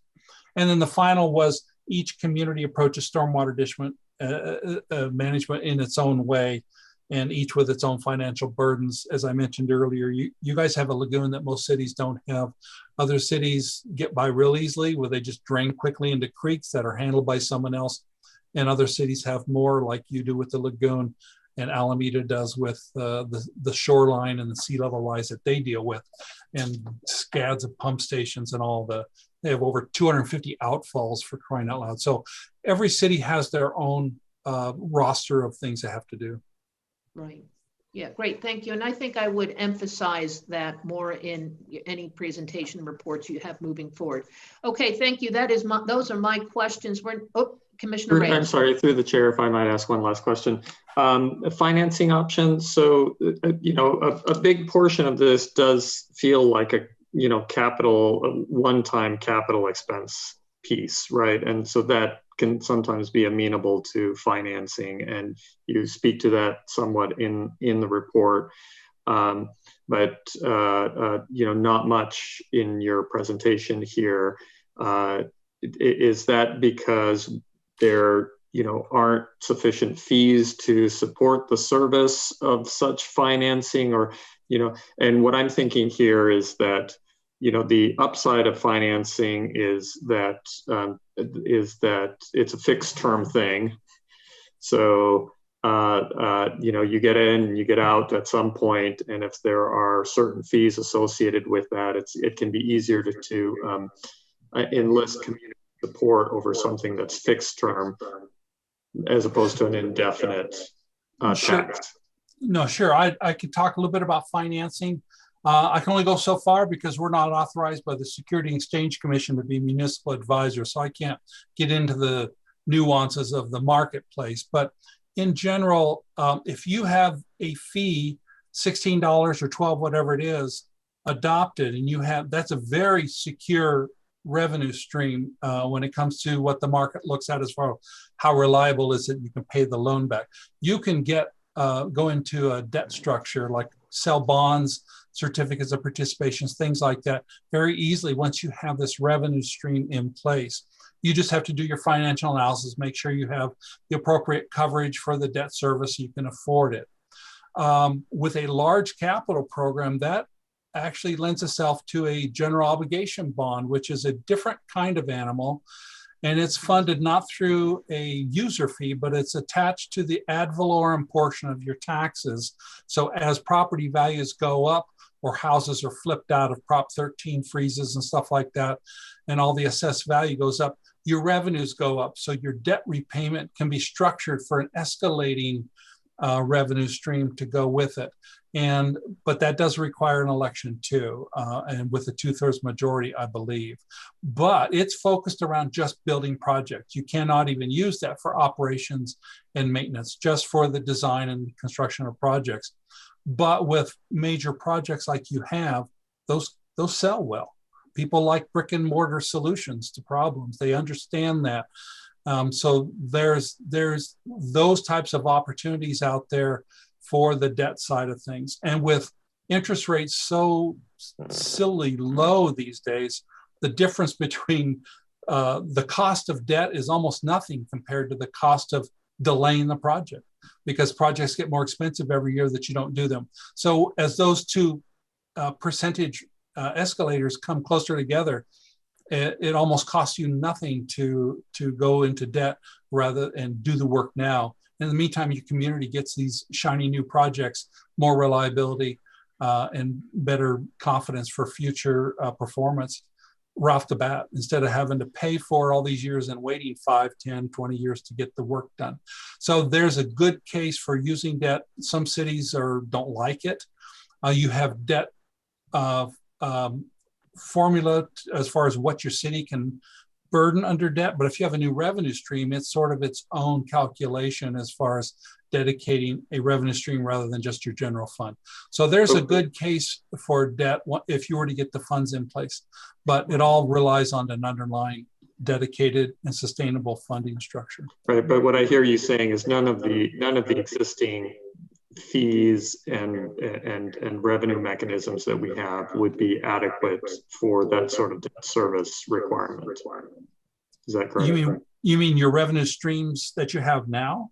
Yes, correct. Yeah, no, those are all dedicated for other services or general fund. And your general fund, I have no idea what shape your general fund is in for taking on debt like that. That's not something we look deep enough into your financial status. Mm-hmm. Sure. Right. Okay, great. But it is fair to say, Jerry, if we had a dedicated revenue stream, whatever it is, $16 a month, $10 a month, whatever that is, that gives the ammo to go in and for the city to go raise money in this historically low rate environment, which, by the way, I think it's going to be historically low rate for at least another decade or two, personally. That's good to hear. Is that fair to say? Yeah, I can't predict interest rates. That's just not my forte, right. But right.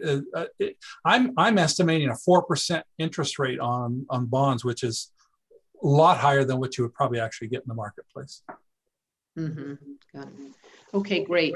We're going to wrap up the questions on the commission and move out to the public. I'm going to ask the public to keep to your 3 minutes and to observe our timer. That will guide you into where you are within your 3 minutes. Am I the only one echoing? I can certainly hear an echo. I think folks who are not speaking should mute themselves. I'm sorry, what was that? I just mentioned I also am hearing an echo, and I think that folks who are not speaking should mute themselves. Yeah. I don't know if there's anything we can do about that. Jerry, would you mind muting yourself? I'm sorry, what was that? I think it's fixed. Mm-hmm. Okay. Thank you. Alrighty. Let me just repeat myself again. So we're going to move out to the public.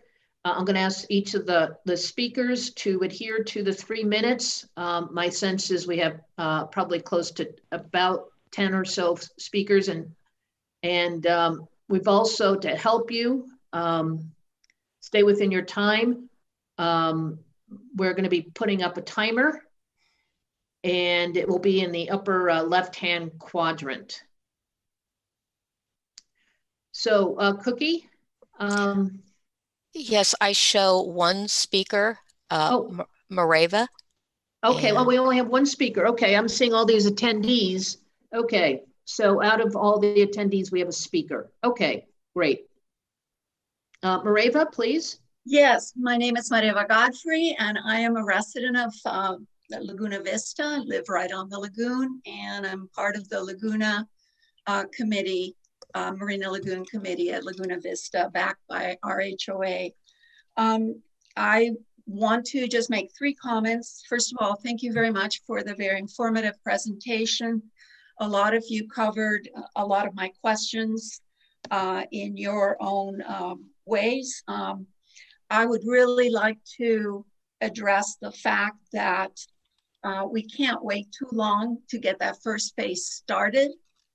Again, any kind of delay is gonna not only necessitate another dredging analysis study and toxicity studies of the soil, but it's going to just increase the fact that the south end gates are relatively becoming inoperational.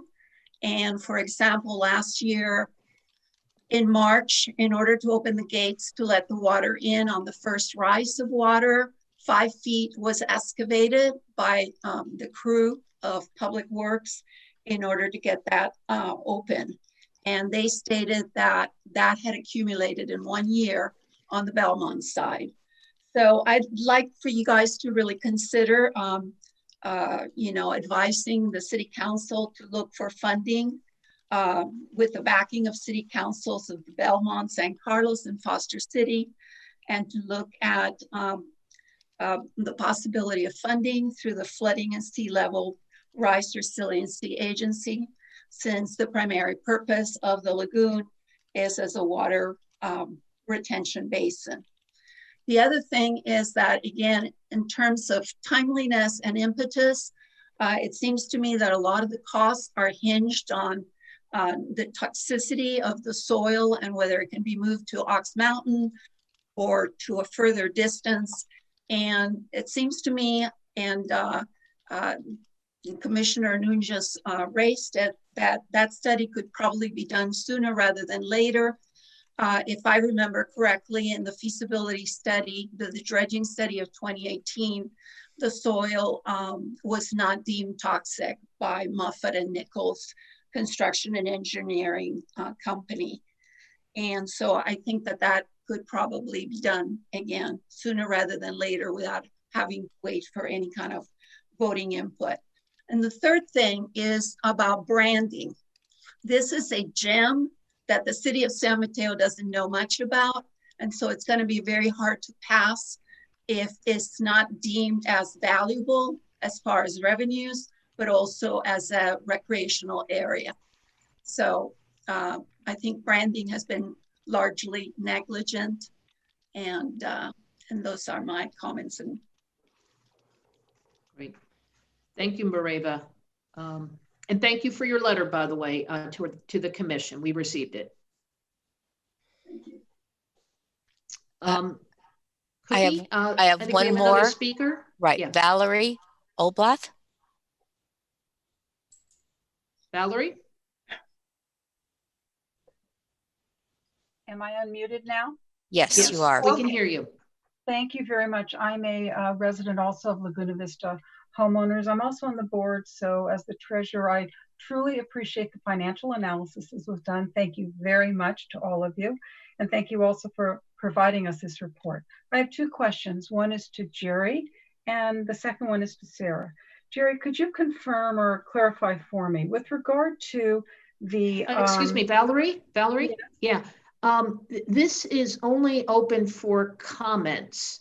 What I suggest... Yeah, no. What I suggest is to pose the questions, and then Sarah can follow up with you after the meeting. Oh, that's fine. I got that. Okay. Oh, okay. All right. I'll just pose a real quick question. One is the numbers that were provided for the 9.7 and the 1.9. Does that take into account, I'm assuming it takes into account that the dredging being moved to Ox Mountain is not a part of it, because understanding from the report, it would be less expensive than the 1.9 or the 9.7 if the dredging were moved elsewhere. That's just my comment, if someone can get back to me. And secondarily, a comment. I appreciate it could take 24 months for this. Absolutely, I understand. In the meantime, the residents of Laguna Vista, of the lagoon, are hoping that there will be some interim solution to how we deal with the silt over the next 2 years. So that is a concern, but it's something perhaps I could address with Sarah separately. Right. But thank you very, very much. This has been extraordinarily helpful. Okay, great. And thank you, Valerie. And Sarah, if you could follow up, since this is a comment period, would appreciate it. Are there any more public speakers? I see no more hands raised. Okay. All right, then I will close the public comment section for this agenda item, bring it back to the commission for final comments to staff and Jerry in terms of proceeding forward. And we'll start with Commissioner Lorraine.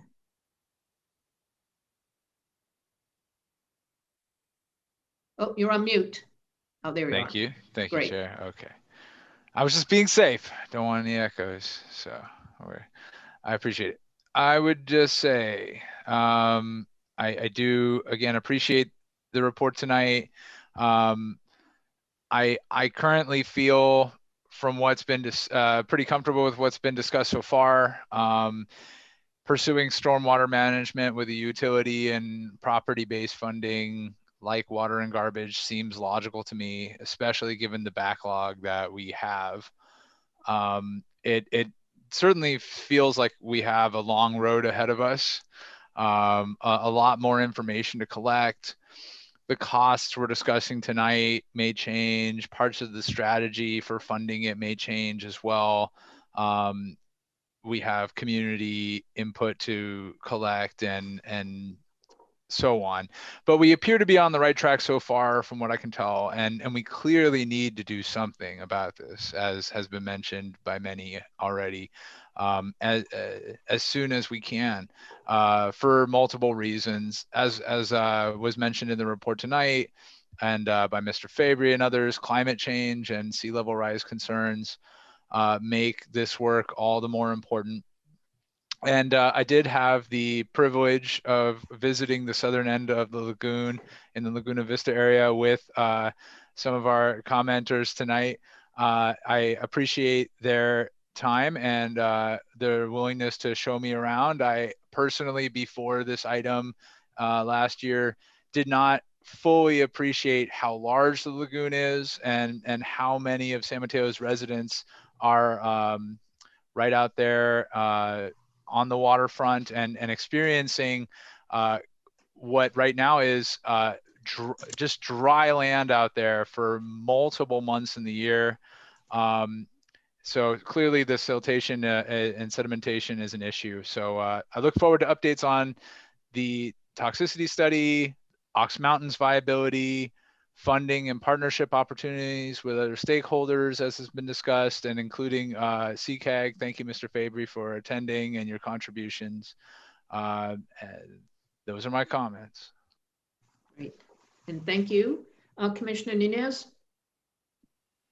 Thanks, Commissioner Rowinski. And I'll just offer my comments as also a resident of the Marina Lagoon, and actually just seeing all of San Mateo's lights reflected on it right now as I speak. So it is near and dear to my heart, and you know, it is an extraordinary asset to our entire community, and the more that we can speak of it in that way, as Marieva mentioned, is the more chances we have to do something and do something sooner. And of course, pursuing enterprise funding is essential, and you know, dedicated, stable funding, and not necessarily from grants, but I'm appreciative of the comprehensive funding analysis that was put forth this evening and commented on by our community members and also Mr. Fabry as well. And so really looking forward to collaborating with other jurisdictions on stormwater funding. I think it's crucial. And of course, also looking at the fees. I think lowering the fees balanced with the ongoing needs of you know, stormwater funding will be tricky, but I think it's important, especially when we're polling. So looking at you know, what the fees look like going forward.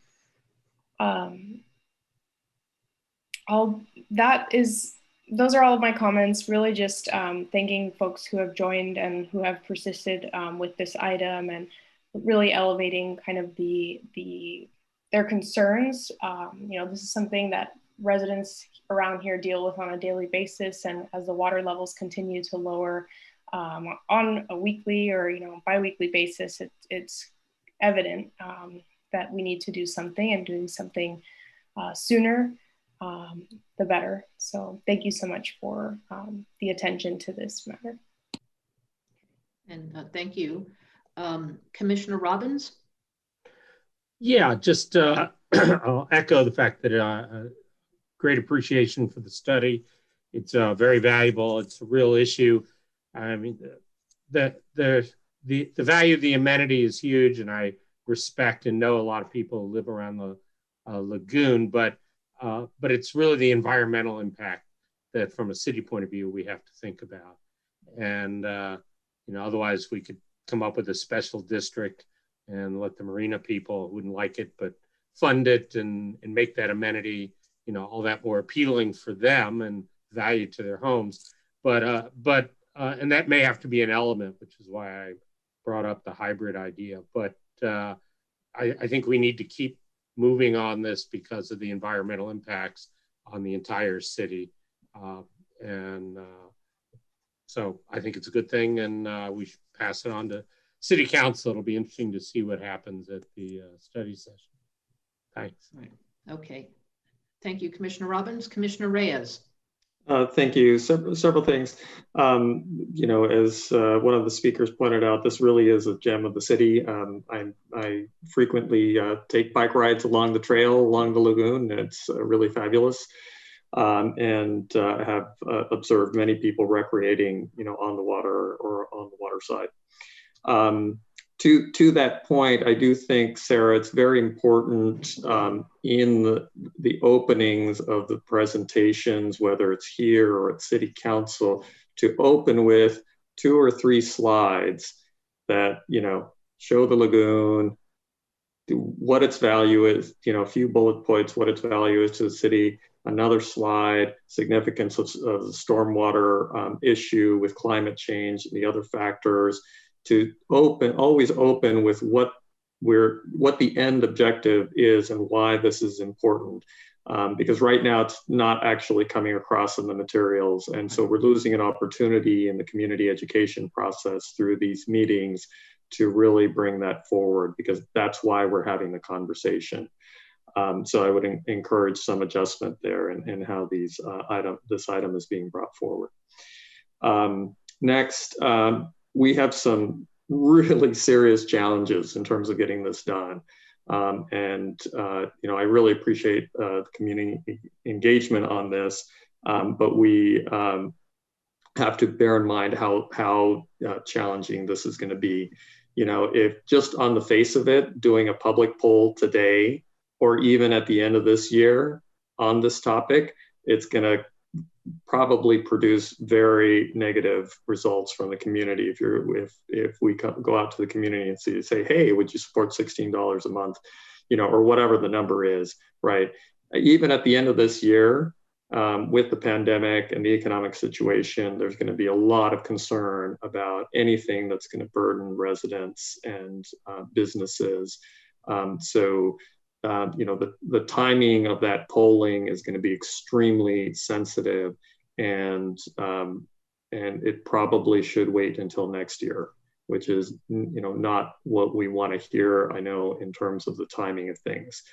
That said, I do think that we should be looking at whether or not we can do the toxicity analysis as soon as possible, because that actually, as noted earlier, is a huge factor in figuring out the expenses and the overall financial strategy. And then we should be looking at finance strategies which could complement this to get, you know, a big chunk of the early work done as quickly as possible. Finally, I think there is a strong argument to be made that there's a shared burden piece here. Yes, it's a community asset, and the overall stormwater picture needs to be addressed. But it's also true that the lagoon has a very particular value to the residents on the waterfront and immediately around it. And I think getting the support of the community will be easier in general if we have a strategy in which the local neighborhoods, which benefit most, you know, including increased property values and all of that, as, you know, noted in some of the correspondence we received, which is significant, are, you know, doing part of the lift that's really commensurate with the benefits of those immediate residents. You know, it may be appropriate to consider a staged strategy of more than one ballot measure, where one ballot measure is, you know, focused on the immediate contribution of the immediate neighborhood, again, because such a big piece of the value is to those immediate residents. So I know that the council will need to weigh these issues. I offer these as a few thoughts, both to staff, but also to the community members participating here. I think that, you know, the path forward in terms of the strategy that will generate the most buy-in, if the local neighborhood were to come forward and say, yes, you know, we're willing to shoulder some of the burden in light of the substantial benefits to the immediate community, that probably would be helpful in terms of getting buy-in, not only at the council, but with the community at large. So I would just offer that as food for thought. Okay, and thank you. I'll just wrap up with a couple of comments. I think I have some thoughts here. I think I would position this argument because we really talked about two things: the stormwater utility enterprise, which to me, listening to Brad and Sarah, is pretty much a no-brainer. And then you've got the funding. And I think it's the funding that is going to be obviously the most difficult. And so what I would encourage is, I think there needs to be a pretty serious branding campaign to raise the funds.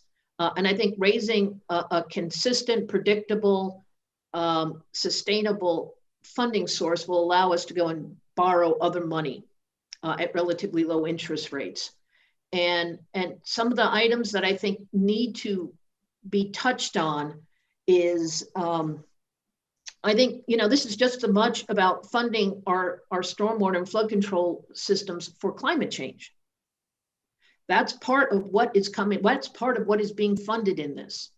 And then we have the recreational aspects of the lagoon. But going back to a point that Commissioner Robbins brought up is this is just as much climate change, clean bay as it is recreational.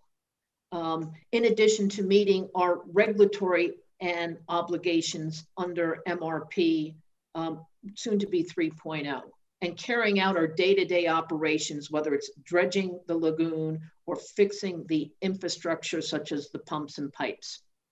So I think there needs to be I think we have to get out of the numbers and the technicalities and get into people's hearts in terms of why this money is needed. And I think that could help with the polling. I think it would also help presenting that argument to City Council as well, is get to the hearts and out of the heads. I would also include in there, I would incorporate green infrastructure funding. I think Jerry mentioned there's roughly about 80,000 on this catch-all. 80,000 is not a lot of money. And so I think green infrastructure funding, even though it's extremely in its early stages, I think needs to be beefed up in your estimates. Let's see if there's anything else. I think those are the two things. I think understanding that the enterprise model is separate from the funding, because it's going to be the funding that's going to be the issue, and then really having branding that reaches to the hearts and less to the heads. Okay. Well, I think we're closing out this session. So I want to thank Sarah and Jerry for your time and interest in receiving feedback and comments, both from the commission and the public. So you're free to go. And we do appreciate, and please follow up with Valerie on her questions. Would appreciate that, Sarah. Great. Okay. We're going to wrap up this evening. We're going to move into the final item on our agenda tonight under reports, announcements, and meetings of interest. And it is during this session, during this part of the agenda, we're going to actually have to make a motion. And let me open this up, and Azalea. Okay, great. So let's you and I tag team on this. That is, what we need to do is Commissioner Lorraine has requested to the SIC to place on future SIC agendas updates to the bicycle and ped master plan. And I seem to recall Commissioner Lorraine requested the master plan being presented once a quarter or 4 times in a calendar year. In addition, had requested us to hear a review, an annual review once a year. So essentially bringing the bike and ped master plan to the commission, what looks to be about 5 times in a year.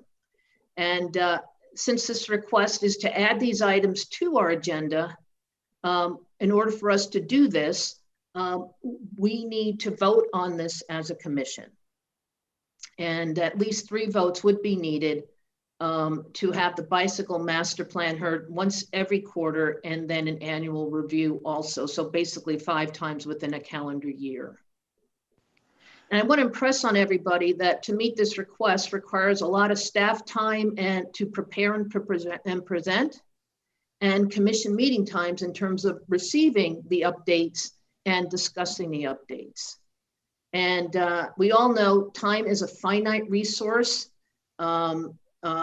And it could mean that other popular programs such as neighborhood traffic action plans and failed street program and safe streets closures and other what I'll call popular programs may not get on our agenda. And it could also mean that some of our meetings might be a little longer because as a commission, we are required to receive items per state and city law, such as updates to our climate action plan, the annual traffic demand management report, reach codes, large trash capture updates. So those are required by law. So I just want to put this out here because we do have to vote on it. Commissioner Lorraine, I hope we captured your request adequately, once a quarter and then a review. So basically 5 times a year. Actually, Chair, I'd like to clarify, and I apologize for potentially not being clear enough earlier. But what I really had in mind was to simply increase the number of updates per year from 3 to 4. And I added as a potential alternative the idea that one of those 4 could essentially be an annual review of the bike master plan progress since the previous year in a similar fashion to what Kathy Kleinbaum does and Andrea with us with an annual update of the climate action plan progress.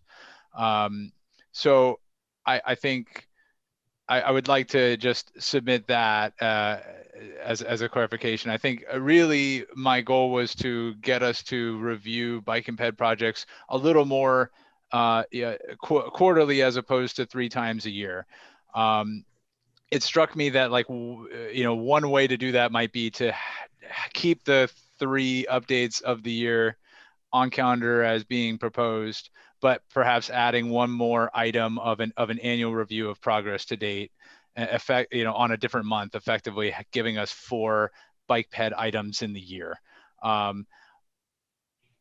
So I'd like to suggest that and see if Director Mitch and Chair still feel that would be a burden that would require us to vote on it. So if I may, have to, yeah, we have to. Yeah, Azalea, please. Mm-hmm. Sure. So we can also. So I would like to humbly request to keep it to 3 times a year. There are a few reasons for that. Not only the staff time, but in reality, our projects are planned, designed, and then executed. So we don't. They just don't happen as quickly, and we're just concerned that we may not be coming to you with new updates.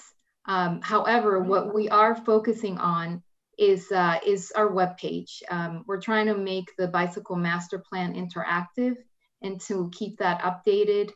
Sue Ellen has been working very hard trying to get funding, as you know, and we're going through the CIP budgeting process. So we are working on a different way to keep you as updated as possible. And so that wouldn't take away from our commitment to come to you 3 times a year. But I just want to be mindful of the fact that we are concerned about not, we have a plan. there's only so much we can do given the funding a year. And we can certainly, you know, make one of those the annual year in review.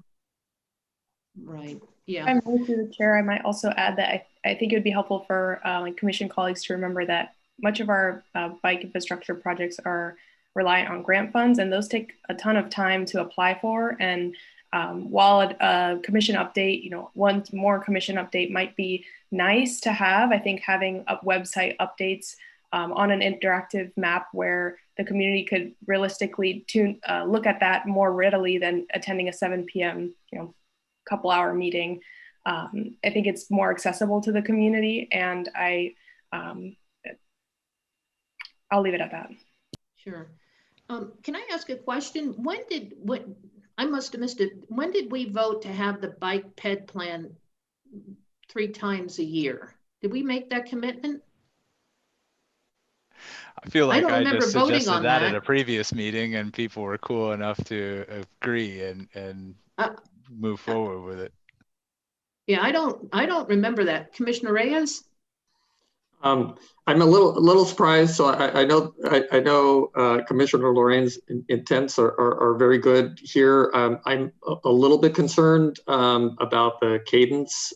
We have a lot of different things. I mean, we only really get the climate action plan updates, you know, on an annual basis, but the bike ped plans 3 times a year just seems like a lot to me, especially since we have multiple plans in progress. And I would love to see, for example, a roster of all the sort of plans in motion and the cadence of updates associated with those plans. You know, we've got complete streets, and we've got, you know, the water program, and a variety of different things. And actually taking a look at that and seeing the cadence would, I think, be quite valuable. There's a lot of stuff going on.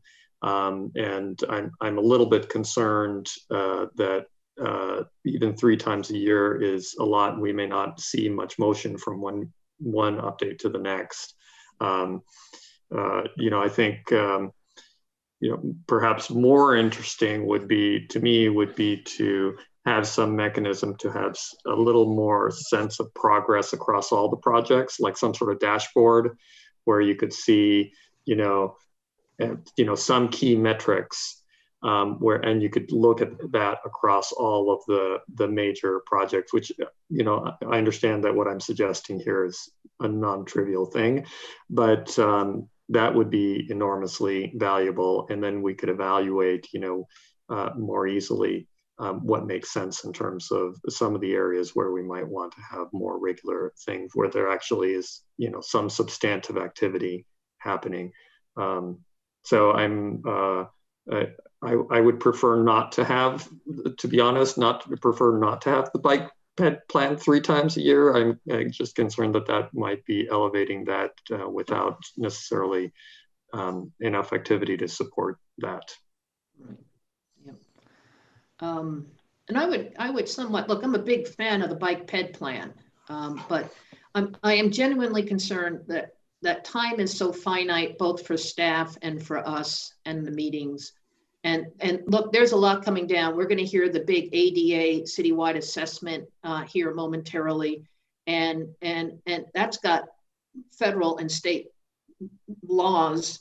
You know, are we in compliance? I mean, we're now at a legal issue, and I could see that, by the way, being reviewed at least once a year in terms of progress towards achieving our ADA goals. And like I said, there's legal implications for that besides the human aspects of it. So, you know, I'm actually, like I said, I don't recall us saying 3 times a year vote or formally voting on that 3 times a year. I personally think once a year with the website updates might be adequate. I'm just concerned about we haven't even done any updates on the neighborhood traffic action plan in almost 2 years.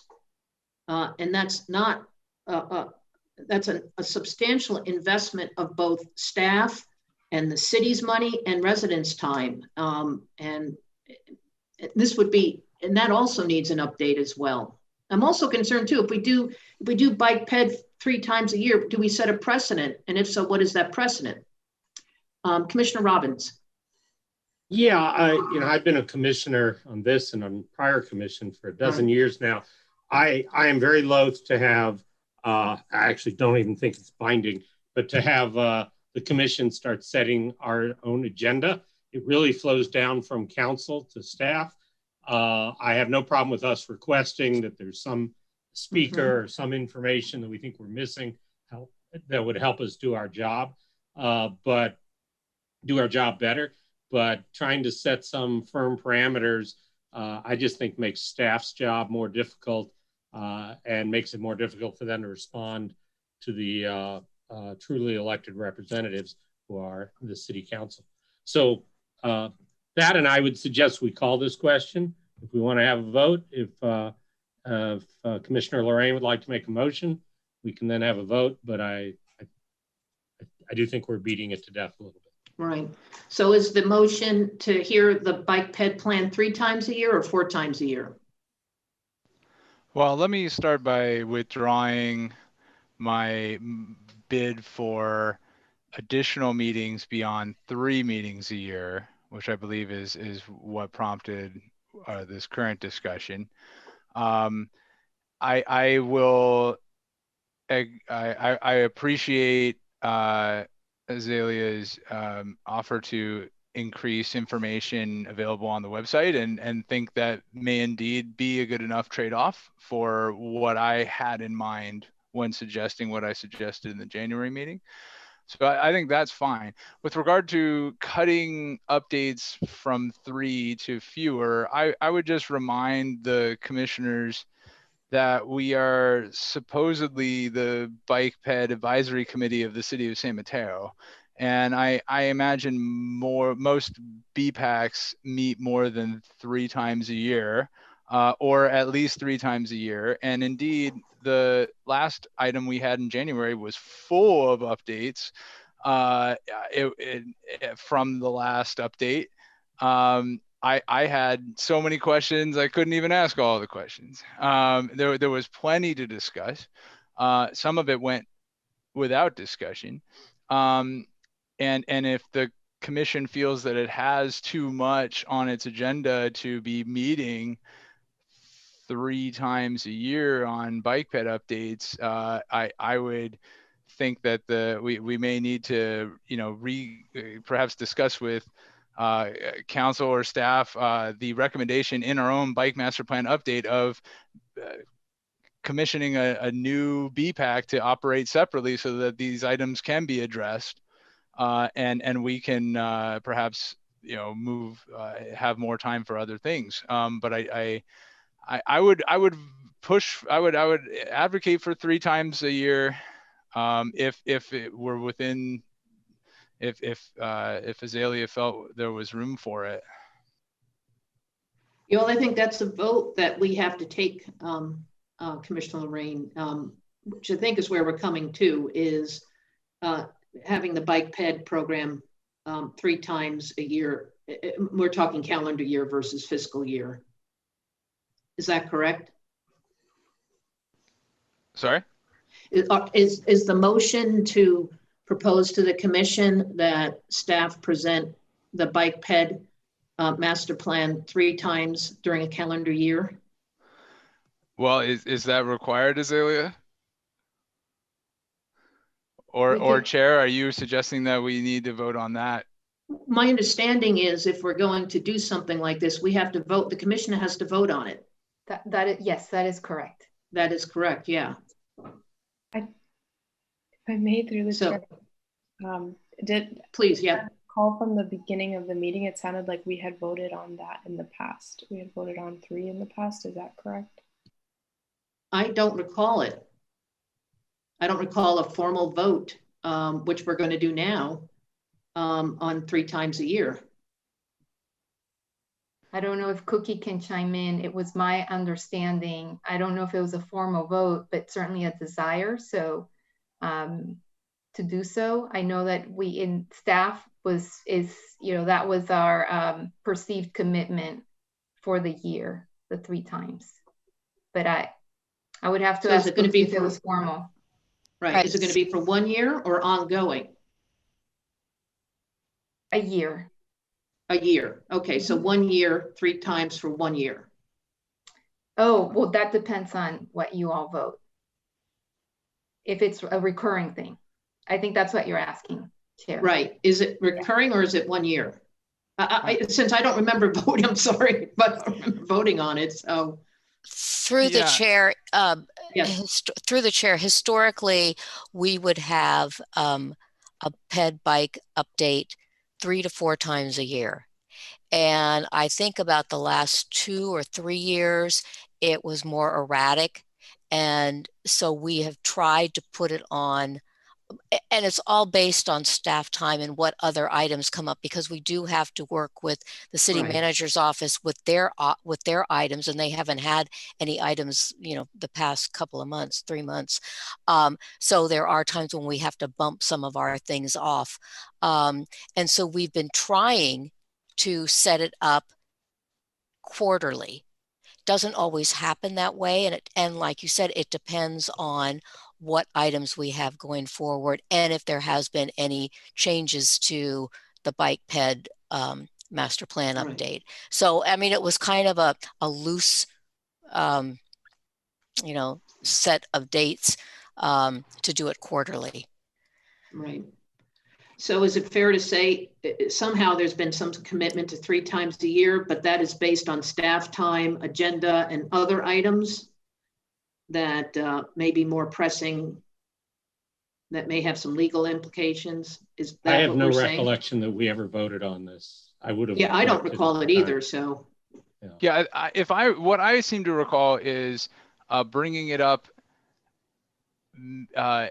if you know, at least at the last, like I would say the September update to staff, that I would like to see if we could you know, have updates more regularly and perhaps up to quarterly.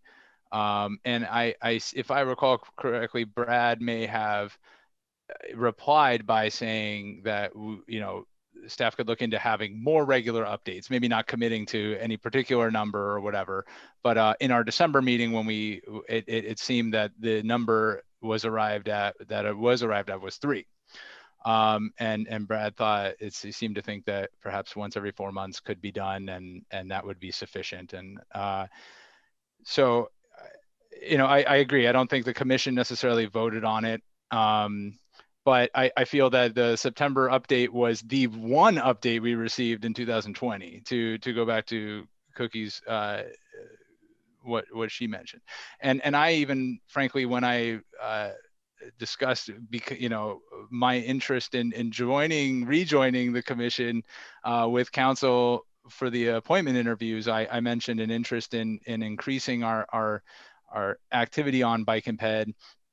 The city council recently just mentioned, added an item to its priorities in the Blue Sky session on looking into funding options for bike and ped. I do think the general push ought to be for more bike and ped as opposed to less bike and ped.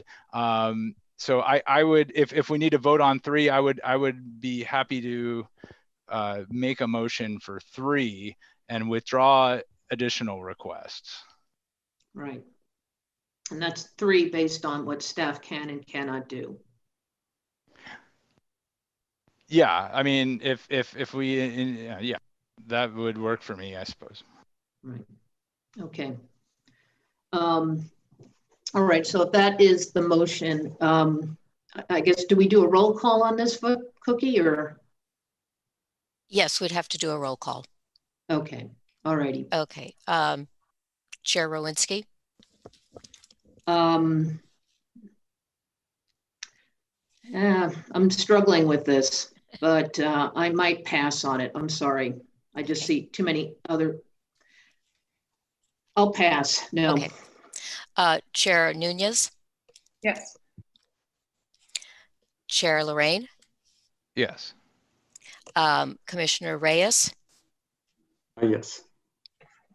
And Commissioner Robbins. No. Okay. Okay, so we have 2 yeses, 1 no, and 1 abstain. Right?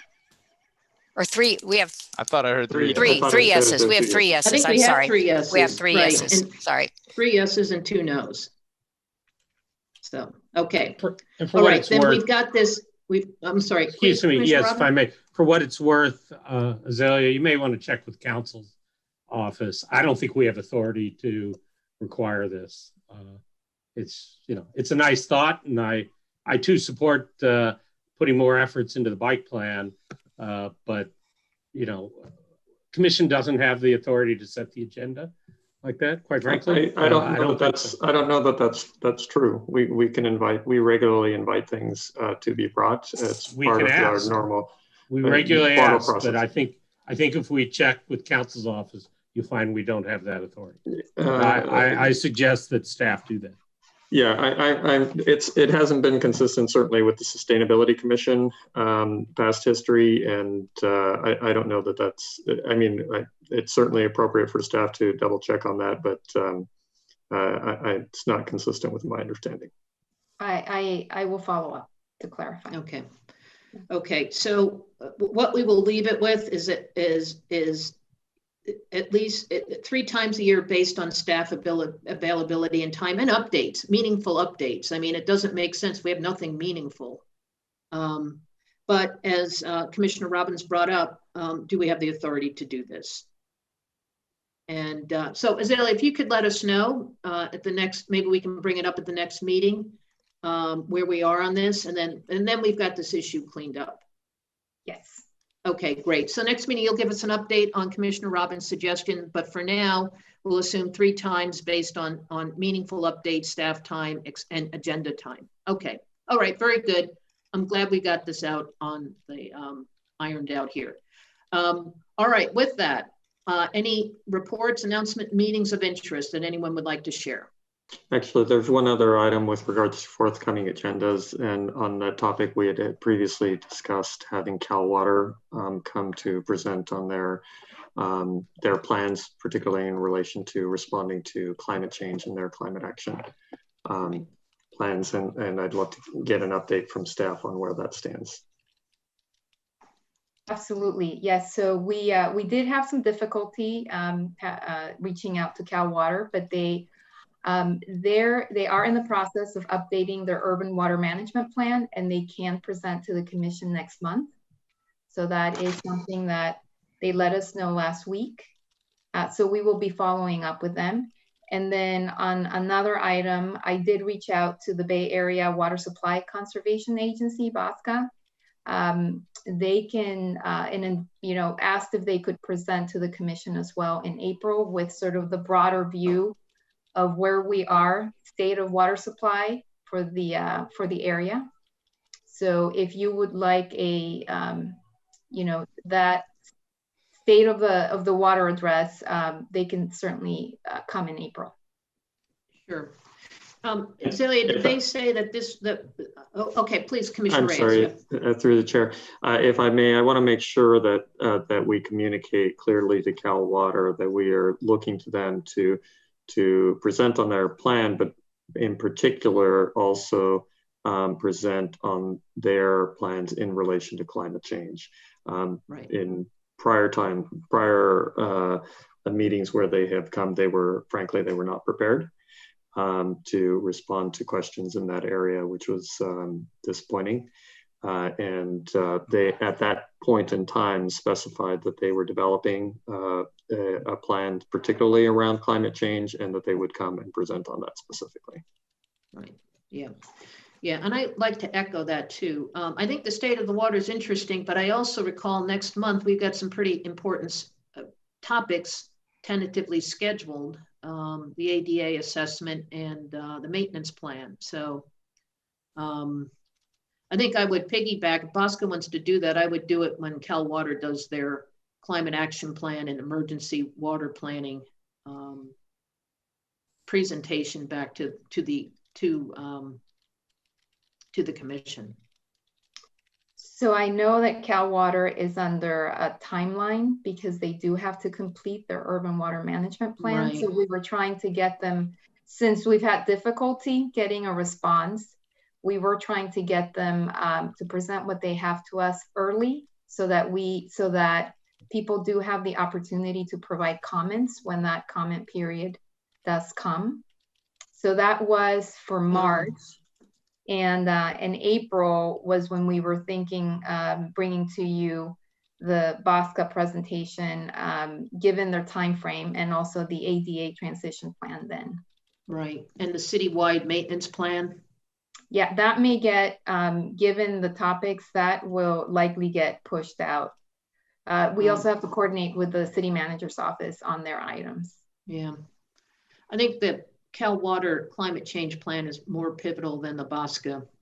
Or you're saying Cal Water would like to present their urban water plan to get input? Is that? Well, yes, that is, they are every 5 years, they're required to update that document, and it looks at projections on water supply. It should address in some sense, the drought years, climate change. I don't know what they have done specifically on climate change, and if they were not prepared last time, we can certainly follow up with them to make sure they address that. I know that with the Bay Delta plan, BOSCA would have a better update for us. Yeah, that's more of a BOSCA thing than, Bay Delta plan is a BOSCA thing. The climate action plan is a Cal Water thing. Yes. Yeah.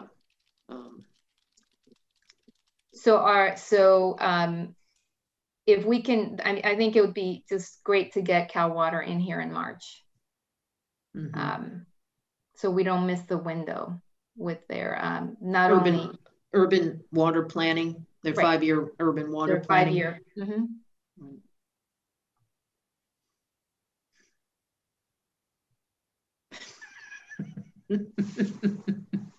Looks like this is generating a lot of excitement. Okay, well. So tentatively we've got Cal Water in March. They have committed, that's not tentative, they have committed to that. And then we have the wireless communications facilities and the public right of way, the update to the municipal code, as well as the 5G wireless communications facilities permit applications. And then the 101 express lanes, Caltrans would like to present to the commission to discuss their fee rate structure. Oh, yeah, right, for the express lanes, the toll lanes. Yeah. I think it would be nice if the ADA and the citywide maintenance plans were bundled together. That makes a lot of sense, but we'll talk about that. All right, so that looks like March is pretty full. All right. March looks pretty full. Those are all time-sensitive, external, time-driven items. They are, and staff for the wireless, they noted that they are ready to present to the commission. But I will, I will do my double checking. But as of today, they were ready with those 2 items. Right, and that's time-driven. All right. Yes. Okay. All right. Anybody have any other thoughts, reports, announcements, meetings of interest? Okay. If not, please. Yep. Commissioner Nunez. One thing, and then I'll go after Commissioner Lorraine. Oh, I'll spare the public tonight. I have no reports and announcements from me. I did have one that I wanted to share some news with you all and members of the public that I will be relocating to Ventura County at the end of March. And so we'll be needing to resign my position with the Sustainability and Infrastructure Commission, but you can't get rid of me yet because I still have one more meeting next month. But I just will keep it brief this evening and say that it has been an honor to work with all of you, my fellow commissioners and staff, and connect with members of the public. It's very bittersweet, but I look forward to next meeting, and thank you. Right. And thank you. And you're going on to some very fine pastures down in Ventura County. Ventura County is going to take has got an outstanding new employee coming in on public communications. So congratulations. Thank you, Susan. I hope you're listening. Okay, but you're still with us for one more meeting. Okay, great. Okay, I'm going to adjourn the February 10th, 2021 commission meeting. Our next meeting will be held on March 10th, starting at 7 p.m. And as we mentioned, the March agenda appears to be fully packed. So we've got a lot of interesting topics and a lot of them. So on that note, once again, thank you to the public, staff, and the commission for your time this evening, and wish everyone a good night. Thank you.